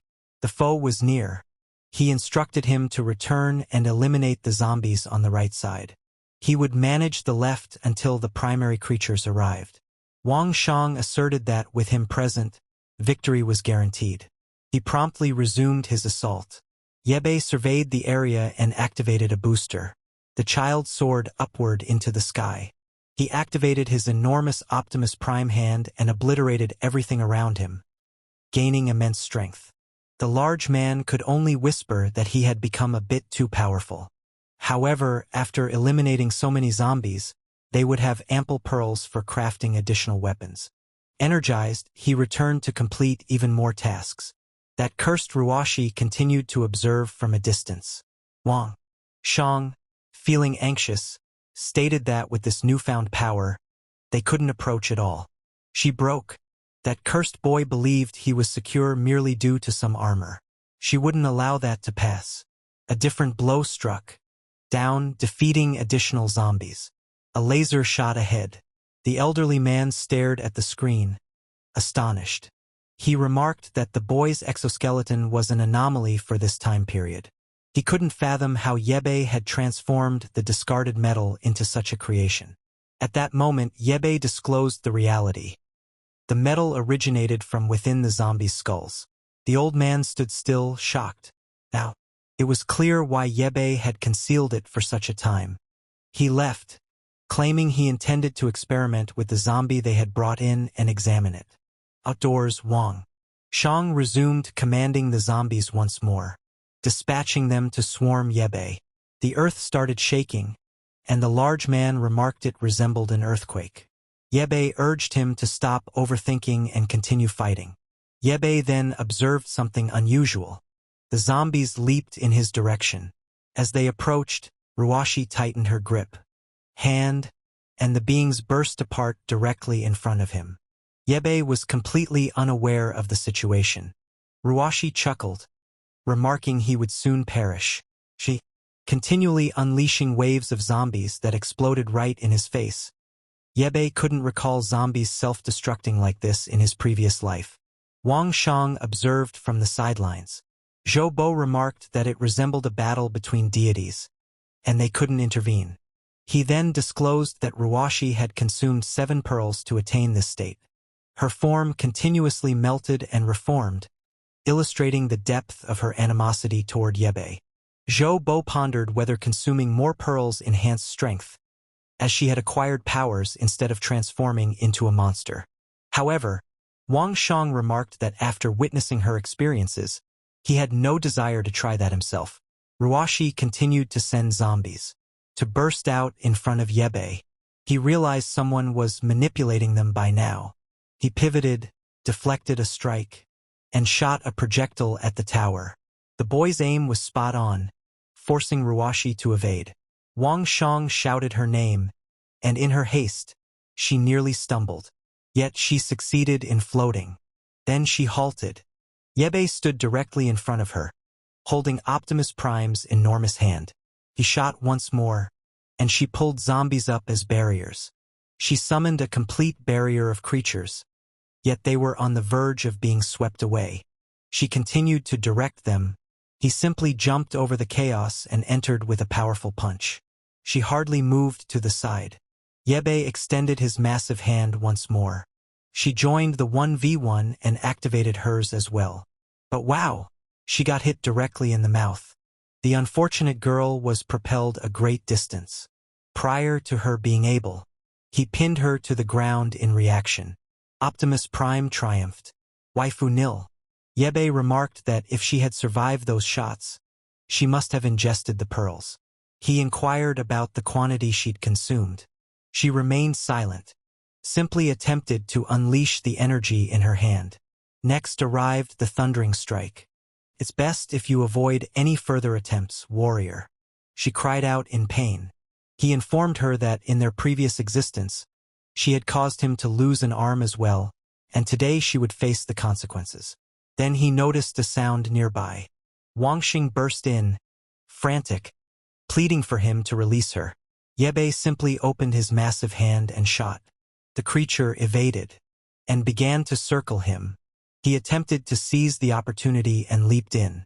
Without hesitation, our boy struck Wangxing's arm while holding Ruashi's hand. He triggered it with the other laser and struck him directly in the chest. Tough break for the fool. He went soaring. Witnessing Wangxing down and Ruashi taken effortlessly, Jobo realized she stood no chance. Her only viable choice was to flee. Ruashi remained pinned beneath the enormous robot. Yebe remarked it was insane. She could genuinely be among the chosen ones, having ingested pearls while maintaining her human shape. Yet he was also aware of her potential danger. To prevent future issues, he decided to end her now. Right as he was about to smash, the zombies began changing her. Yebe was stunned. How did they achieve rank 1 so quickly? Yao Yu announced that an increasing number of zombies were encircling the lab. Zhou Hang maintained his position, yet a few had already breached the defenses and were scaling the walls. Ruashi began chuckling. She claimed they would all perish and turn into her undead servants. Weary of Yebe hurled her far from it. She collided with the zombies. He prepared the massive hand and released a dual laser. He obviously ran away, believing she was gone. But you know how tales unfold. She's likely still alive, isn't she? In the meantime, the large man was in a frenzy. His weapon was out of With only the sword remaining, he found himself encircled from every direction. At that moment, a rank 1 zombie attacked him. He hardly raised the sword in time. He questioned whether this was a new ability user. He cut directly down the center, but rather than cutting clean, it merely left a scratch. He felt fear. He glanced back. Numerous creatures were changing. The whole base was encircled, and they continued to arrive. Zhou Hang struck at one creature's. He sprinted, clutching his chest, unaware of the creature he faced. The sword had ceased to be effective. Perhaps these were the rank 1 mutants Yebe referred to. Yebe repeatedly called out for Zhao, inquiring about his well-being.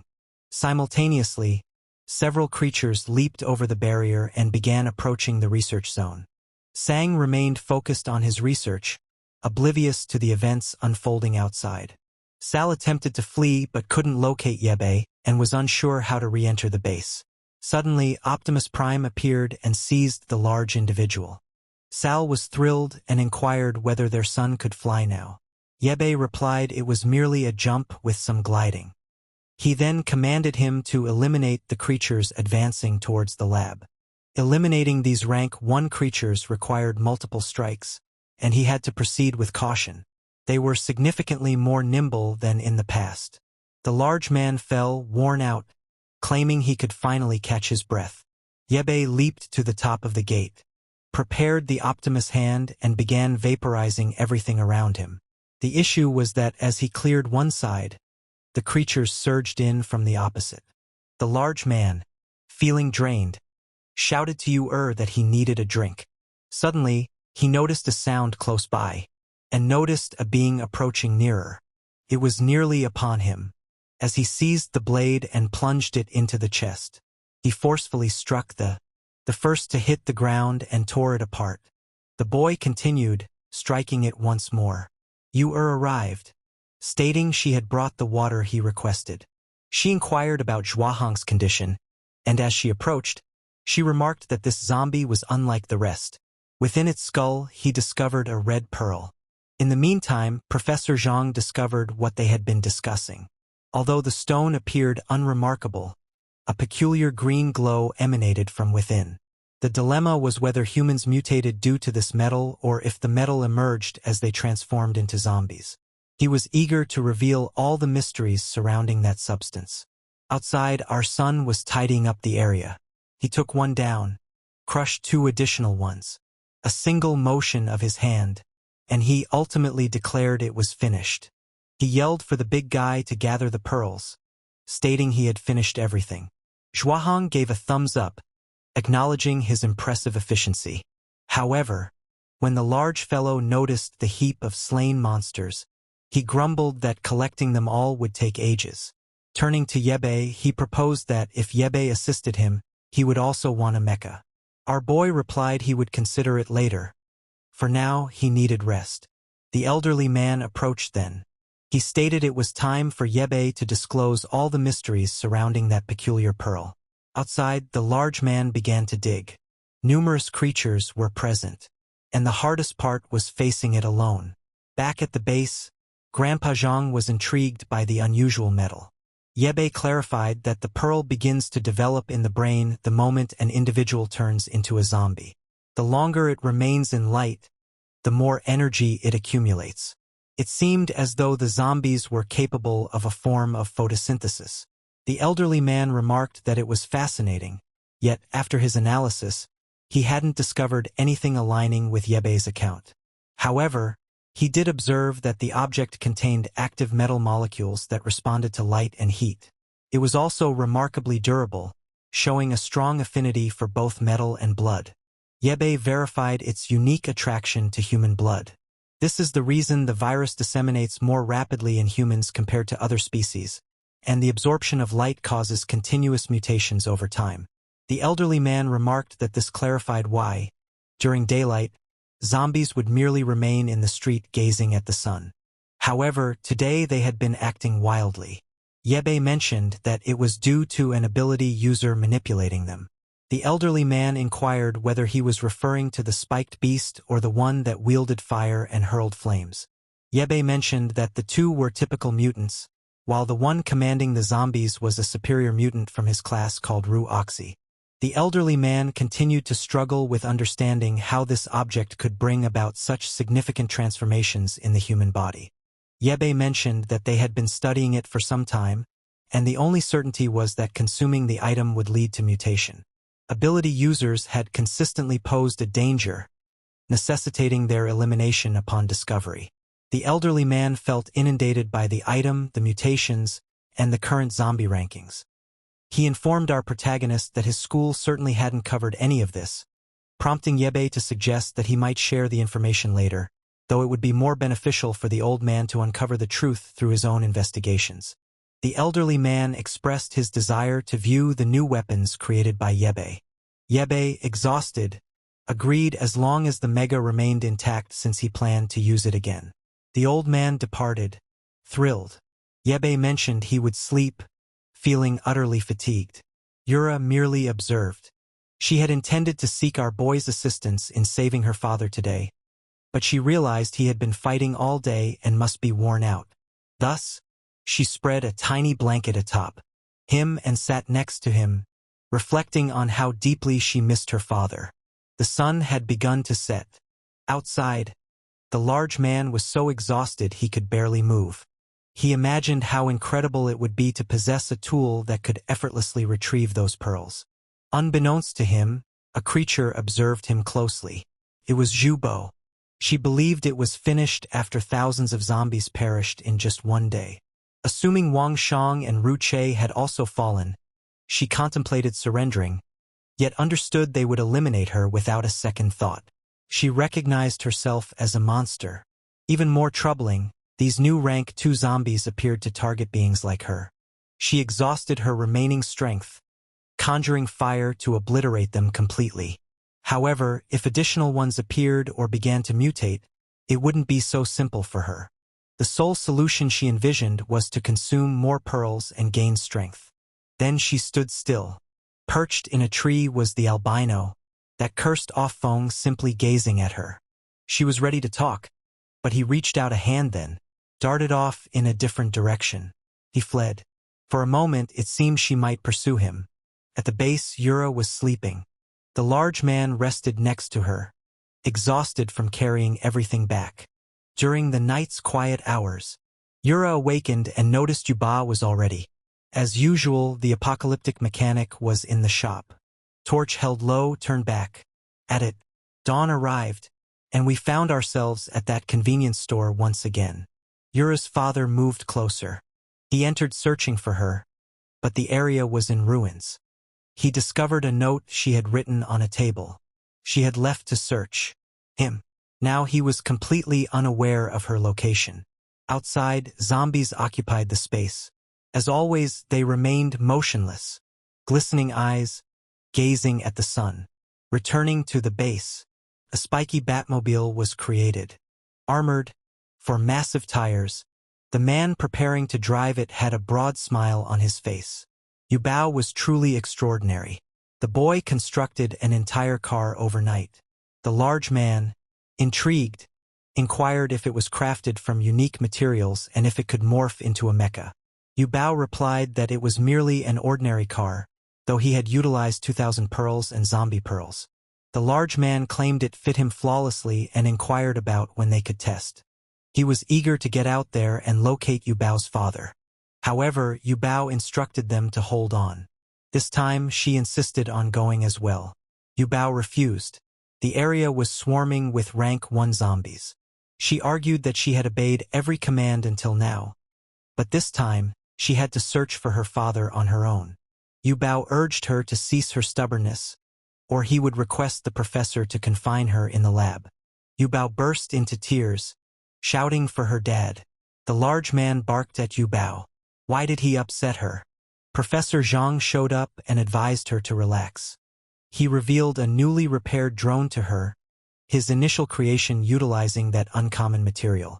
It had the capacity to hold significantly more energy, endure longer, and enhance communication and stability. She could remain secure at the base while continuing to assist in the search for her father. Yubao complimented him, Noting he quickly mastered the use of the item, the elderly man chuckled, claiming he wasn't an actual professor, yet he had still succeeded in creating something akin to this. Yu Bao completed the car preparations and informed the large man that it was time to leave. Zhao Hang was nearly buzzing with excitement as he started the rhino. Yu Bao warned them to exercise caution. The large man hit the gas, and the Batmobile surged out of the base, tearing through the woods.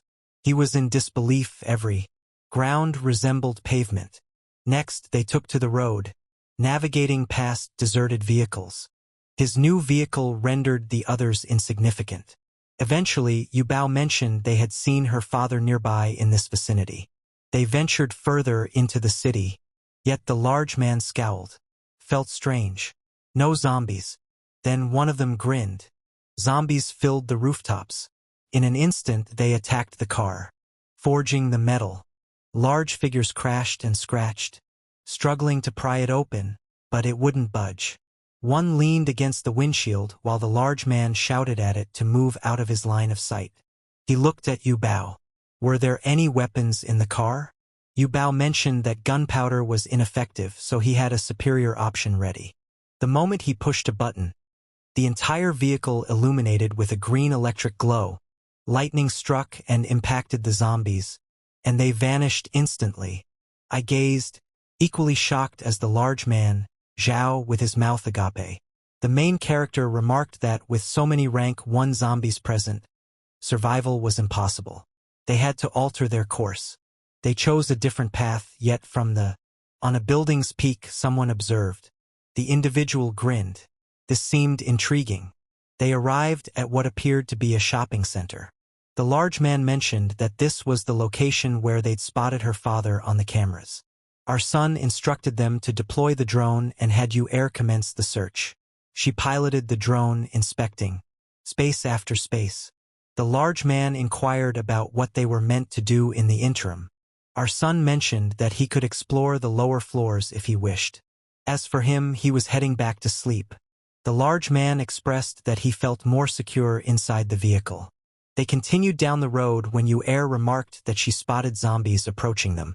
They might as well keep driving around. The large man recoiled briefly, then smiled, eager to try out the new weapons. He pressed a button. Spikes erupted from the tires. He accelerated directly towards the beings and cut through all. A different button activated a laser and wiped out half the street. Yu Air warned him to exercise caution. Her father might be in one of those homes. He pressed the next button, wishing it wouldn't cause too much damage. A meat grinder appeared before the vehicle. He dashed past the initial creatures, and the system notified him he had acquired another pearl. The big guy's aspiration of owning a collection tool was realized. He bent down to embrace Yu Bei.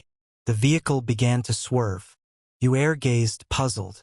Inside, the large man had already hit his head 5 times. Yu Air then let out a scream. She spotted her father's car approximately 500 meters away and transmitted the images. Zhao Hang reassured her not to fret. They would locate her father. However, the vehicle was damaged, the windshield shattered. She felt a surge of panic, fearing something occurred while he was out. Yu Bei suggested she utilize the drone to check for any messages he might have left. He was likely nearby. Yu Air remained agitated, continuously inquiring about his whereabouts. Then she abruptly left, slumped and crashed face-first onto the keyboard. The elderly man hurried to her, confused about what was occurring. After a while, Zhao Hang stopped the car. Yu Bei inquired about Yu Air's condition. The professor replied that she had collapsed, and her health appeared to be deteriorating. Her concentration on locating her father caused her to neglect her medication. Fortunately, he had some reserves. However, managing this condition wasn't his expertise, and securing a doctor in the apocalypse would prove even more challenging. He instructed Yu Bei to head to the hospital while he tried his utmost to keep her safe. At that moment, the large man returned. He had discovered no messages or details in the vehicle. Curiously, her father had abandoned a significant amount of supplies. After the accident, he must have fled in a state of panic. The large man discovered something additional. unmarked black boxes containing peculiar pills without any logos or labels. The main character mentioned they could be medication. They planned to return to Zhang for verification. They started the vehicle and drove towards the hospital. The professor mentioned he would remain with Yubei for the time being, which meant he couldn't assist with the drones. In the car, the large man appeared devastated upon discovering Yubei had leukemia. It became clear to him why Yubei had prevented her from joining them. He began discussing the search for medication, but Yubei interrupted, instructing him to be quiet and drive to the hospital. Yubei realized that in 2 years, the city's resources would deplete, transforming the area into a desolate wasteland. Even more concerning, the decline was occurring more rapidly than he had anticipated. Perhaps, ultimately, he would be powerless to effect any change. It might be wiser to consider an alternative rather than allowing her to exist in this bleak reality. The setting changed. A liquid was injected into Zobo's arm. It instantly started to regenerate. She looked on, bewildered by how that could happen. Her flames had come back. The woman with blonde hair in the hat remarked on how impressive her fire abilities were. Zobo expressed gratitude and inquired about his organization. The blonde extended his arms and stated they focused on assembling individuals with talents. Their aim was to establish a utopia for the selected in this realm. Zobo, perplexed, inquired if the blonde was a user too. He agreed, mentioning that many others resembled him. She inquired whether it was feasible to sustain a human-like appearance similar to his. He agreed, stating that his team possessed the answer. They could thrive joyfully and harmoniously in this new world. In the meantime, outside the hospital, the large man was positioned at the entrance. Before him, graffiti cautioned that this area was off-limits and to keep away. He informed our boy that the location was taken. So what would they do? Yubei responded in Optimus Prime mode that given its strategic significance, this was anticipated. He then disregarded the warning and forcefully made his entrance. The large man found it odd how silent everything seemed. He continually received warnings urging them to retreat or face death. Yubei instructed them to explore various locations while maintaining communication via the headphones. As they moved, the large man expressed that this was the second place he despised the most globally. Despite his aversion to disinfectant scent, he began to inhale the air nonetheless. During this apocalypse, disinfectant was not being used. Right? Yet the oddest part was he sensed sweet fruit. Abruptly, he lost consciousness and fell. Yubei quickly shouted, inquiring about the situation. Silence. Our boy squinted, filled with suspicion. Suddenly, something began to drip from the ceiling. Yubei picked up the aroma and quickly suspected poison. However, Optimus Prime was ready. He donned the mask, triggered his enormous hand, and destroyed the duct. He cautioned the large man that it was a setup and urged him to leave. Then someone showed up right next. Him. Our son acted swiftly. He threw a punch at the doctor, but halted just before making contact with her. She patted the robot and remarked his mecha was truly cool. She then mentioned it must have been crafted with zombie pearls, and she wished to meet the creator of it. Yubei questioned whether she possessed abilities and inquired about her identity.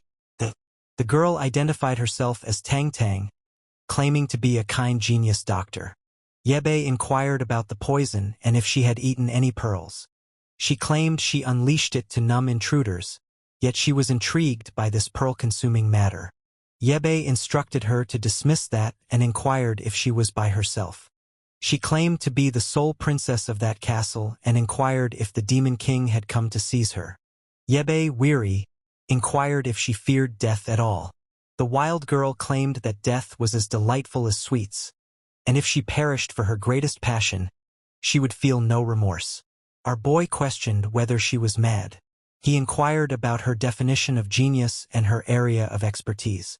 She claimed to be a doctor focused on viruses. Now our boy was intrigued.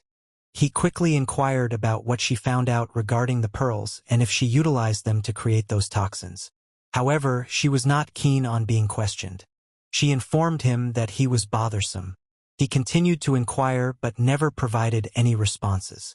Thus, if he sought answers, he needed to reveal who made that mecha. The boy paused before mentioning a research institute, offering to take her there if she wished.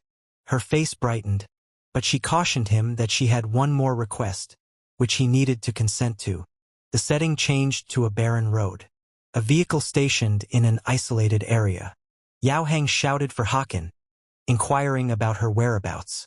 The girl replied that she despised those who failed to keep their promises and inquired if a person named Xiaoqi was present. The motorcyclist, clearly Xiaoqi, mentioned that they would return and get married after completing the mission. Someone reminded them to cease their flirting during the task. A truck began to come closer. The trio eagerly exclaimed that, just as Xiao had indicated, they would stick to the plan.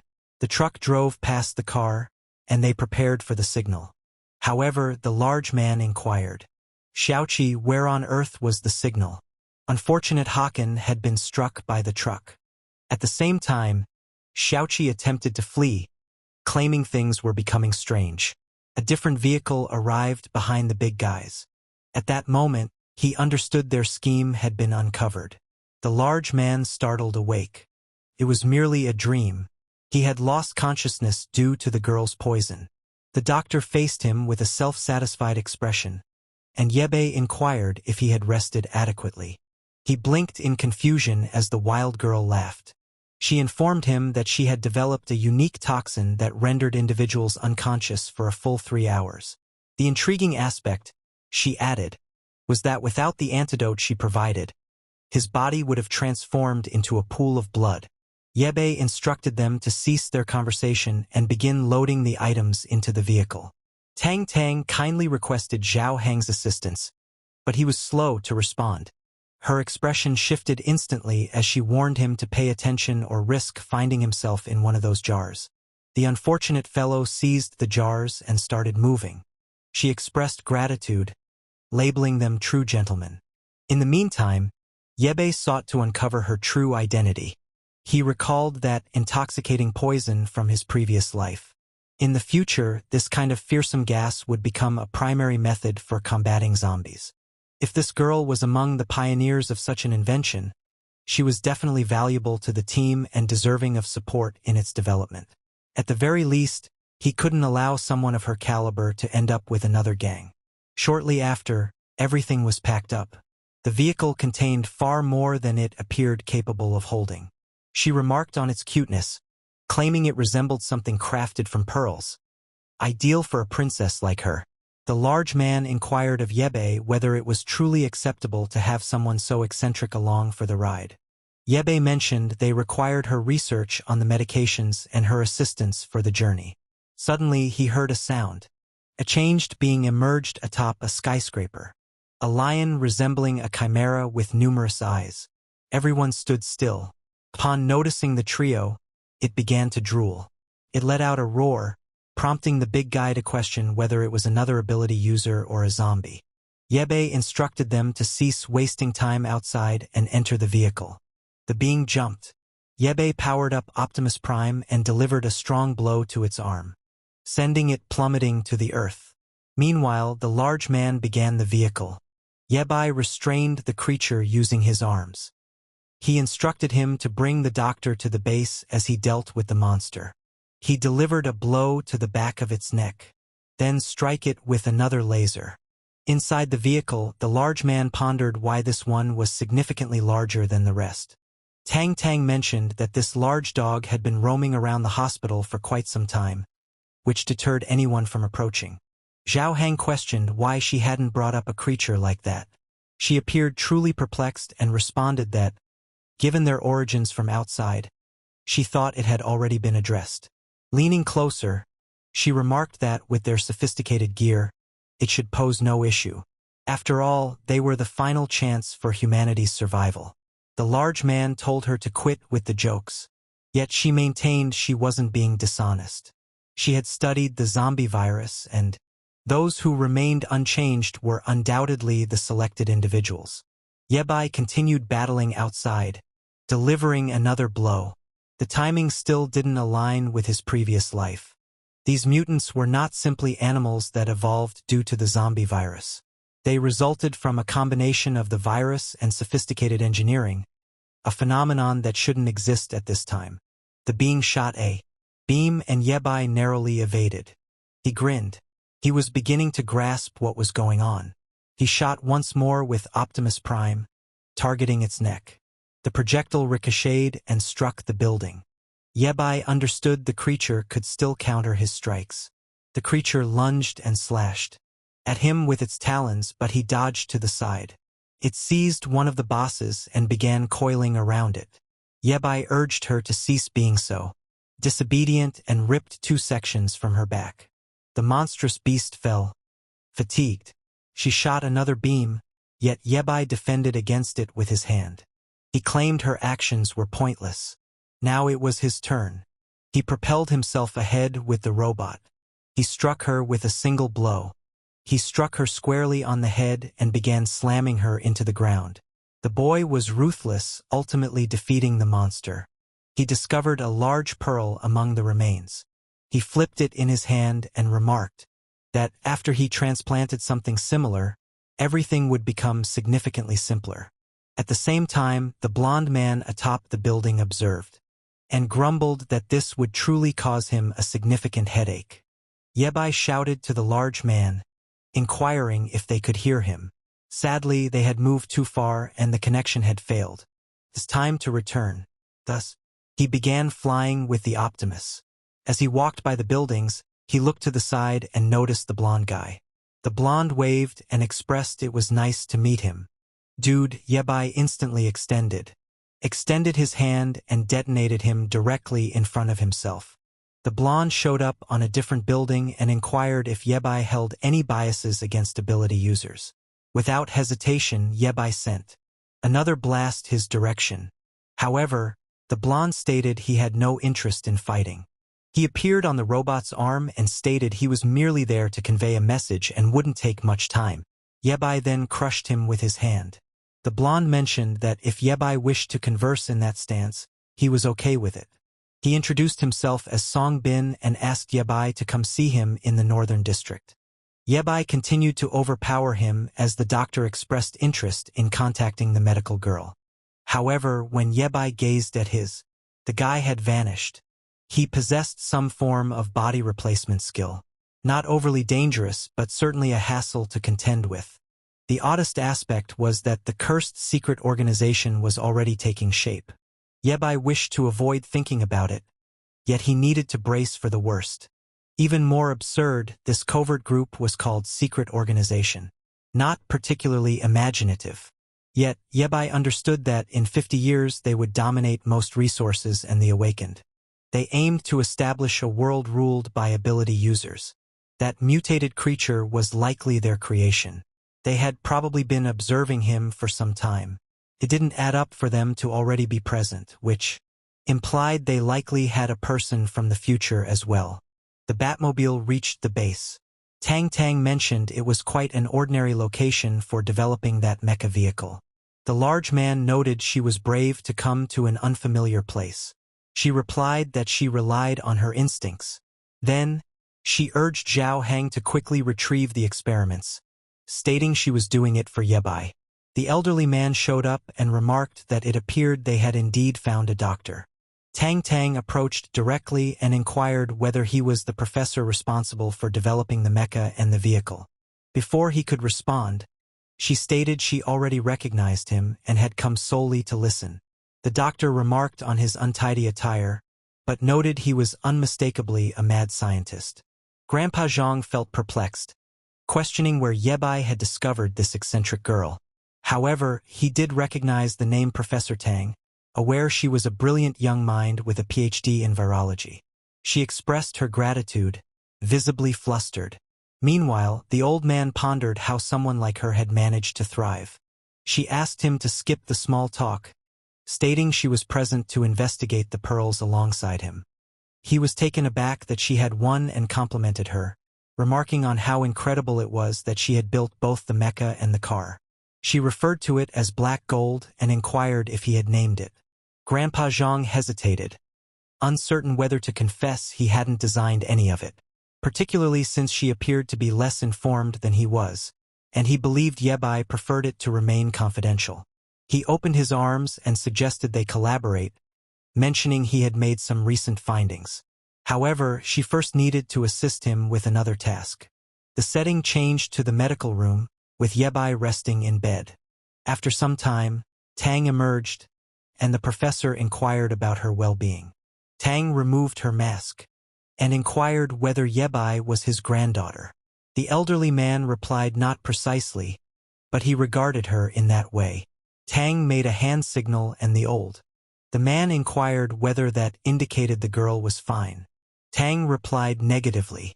The elderly man inquired if that indicated she had 3 years remaining. Tang clarified that she actually had 3 months.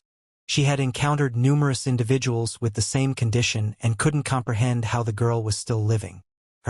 She refused to undergo any treatment in this condition, and the most troubling aspect was that there wasn't much they could do. Tang inquired whether she was implying that he should simply accept the girl's impending death. Tang suggested that they might utilize it. After some time, you started to awaken.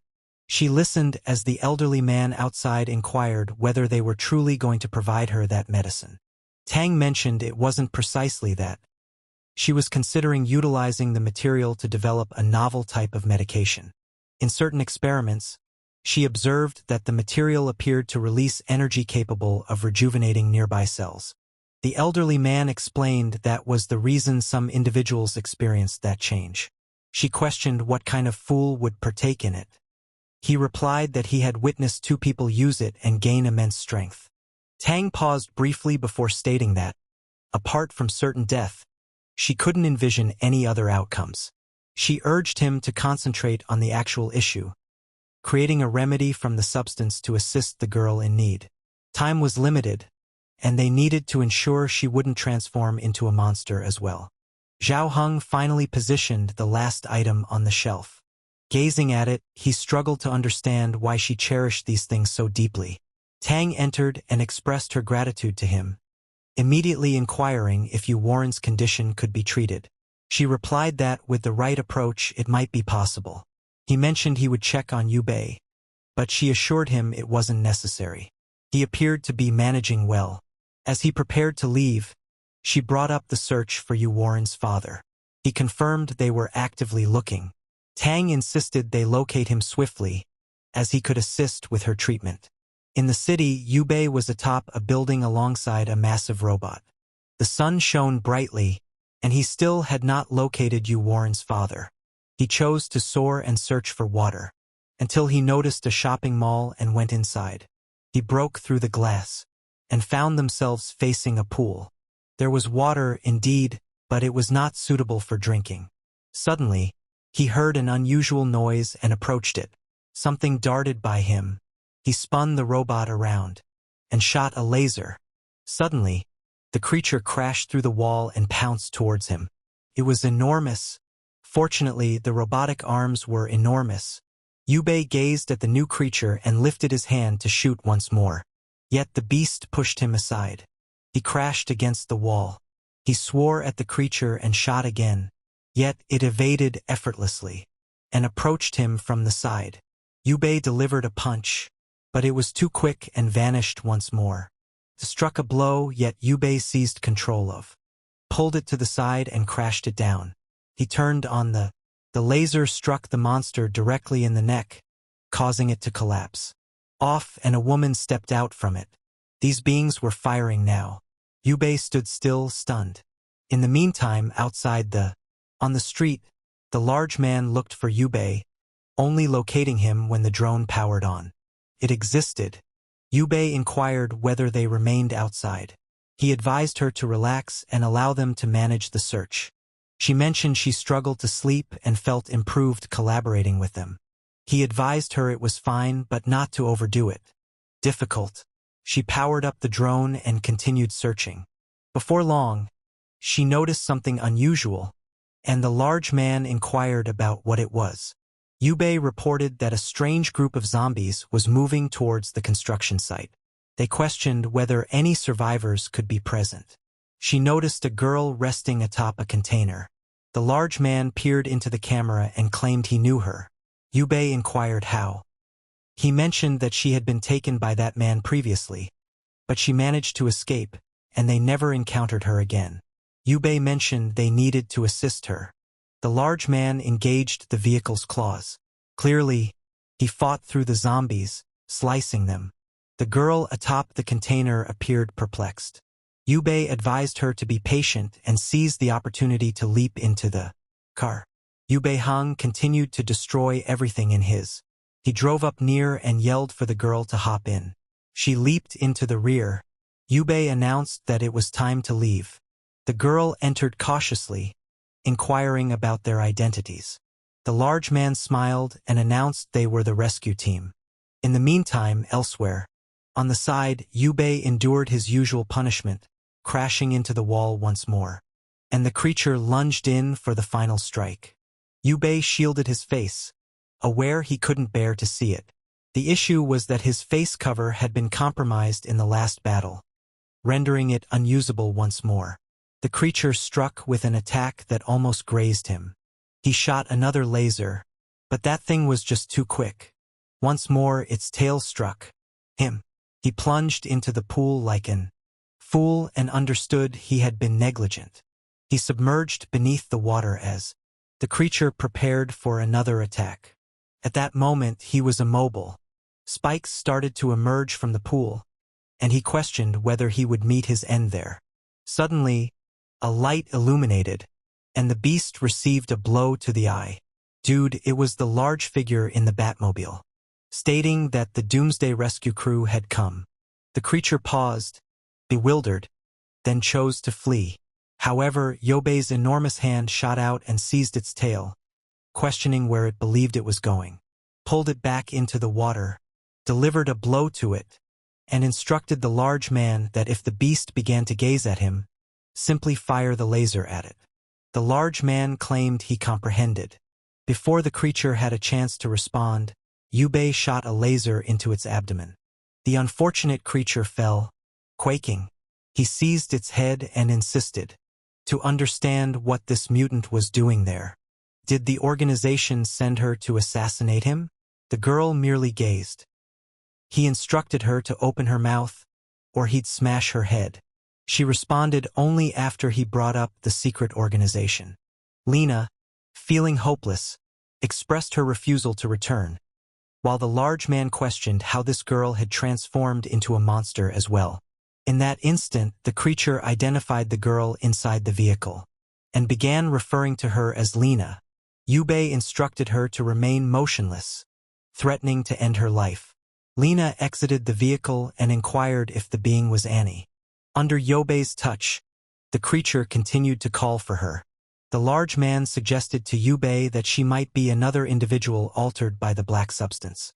Lena approached her sister and inquired how she had found herself in this situation. The girl claimed that an organization had conducted experiments on her. She struggled to articulate the situation she was in. Yubei instructed Lena to leave, claiming he would put an end to her pain. Lena pleaded with him to spare her life. She remained his sister, even transformed. Yura positioned himself before Yubei and requested that he pause. Yubei cautioned her to move aside, or he would destroy that drone. Yubei implored that they had only just come together, and he couldn't end her life. However, Yubei contended that anyone who underwent transformation possessed a highly unstable mindset, making it too risky to spare her. Nevertheless, Lena remained still, simply weeping alongside her sister. Yorb pleaded with Yorb to allow them to converse and understand what occurred. Yorb reminded her that this being had almost taken his life, and he wouldn't allow her to escape unscathed. The large man proposed that they express gratitude to Yorb, as they wouldn't have made it on time without her. With that, Yorb withdrew. He let the creature go and departed, referring to them as a group of fools. The creature rose and inquired if they belonged to the secret organization. Yorb replied no, stating they were merely passing through the city in search of survivors. Annie revealed that following the transformation, she had successfully fled. Yet the organization continued to dispatch enormous dogs to track her in this location. Yorb inquired about her reasons for attacking him. Annie replied that fear made her believe he was affiliated with the organization. She approached Lena, expressing relief that she was fine and assuring her that she had no plans to harm anyone present. Yorb appeared relieved and proposed that Annie join them. They were researching zombies close by and she might assist. Lena inquired whether they could truly be involved in that. Yorb responded that it would be a joy to assist others. The sole issue was that the monster couldn't fit in the car. Annie promised Lena she would accompany her anywhere. The large man questioned Ye about her certainty in bringing such a monster back home. Ye responded that they were merely two sisters in peril, and it was everyone's duty to assist them. Yorb entered the vehicle and took a seat. Noticing this, the large man stated that since Yorb wasn't objecting, it was time to return. Thus, with the vehicle, the drone, and the beast, they departed. The large individual was astonished that the creature could move as swiftly as they did. Eventually, they returned to the base after some time. The doctor and Tang stood still upon seeing the creature, and promptly insisted on understanding what was happening. Lena shared her name and mentioned residing in the east. However, when the catastrophe occurred, she and her sister took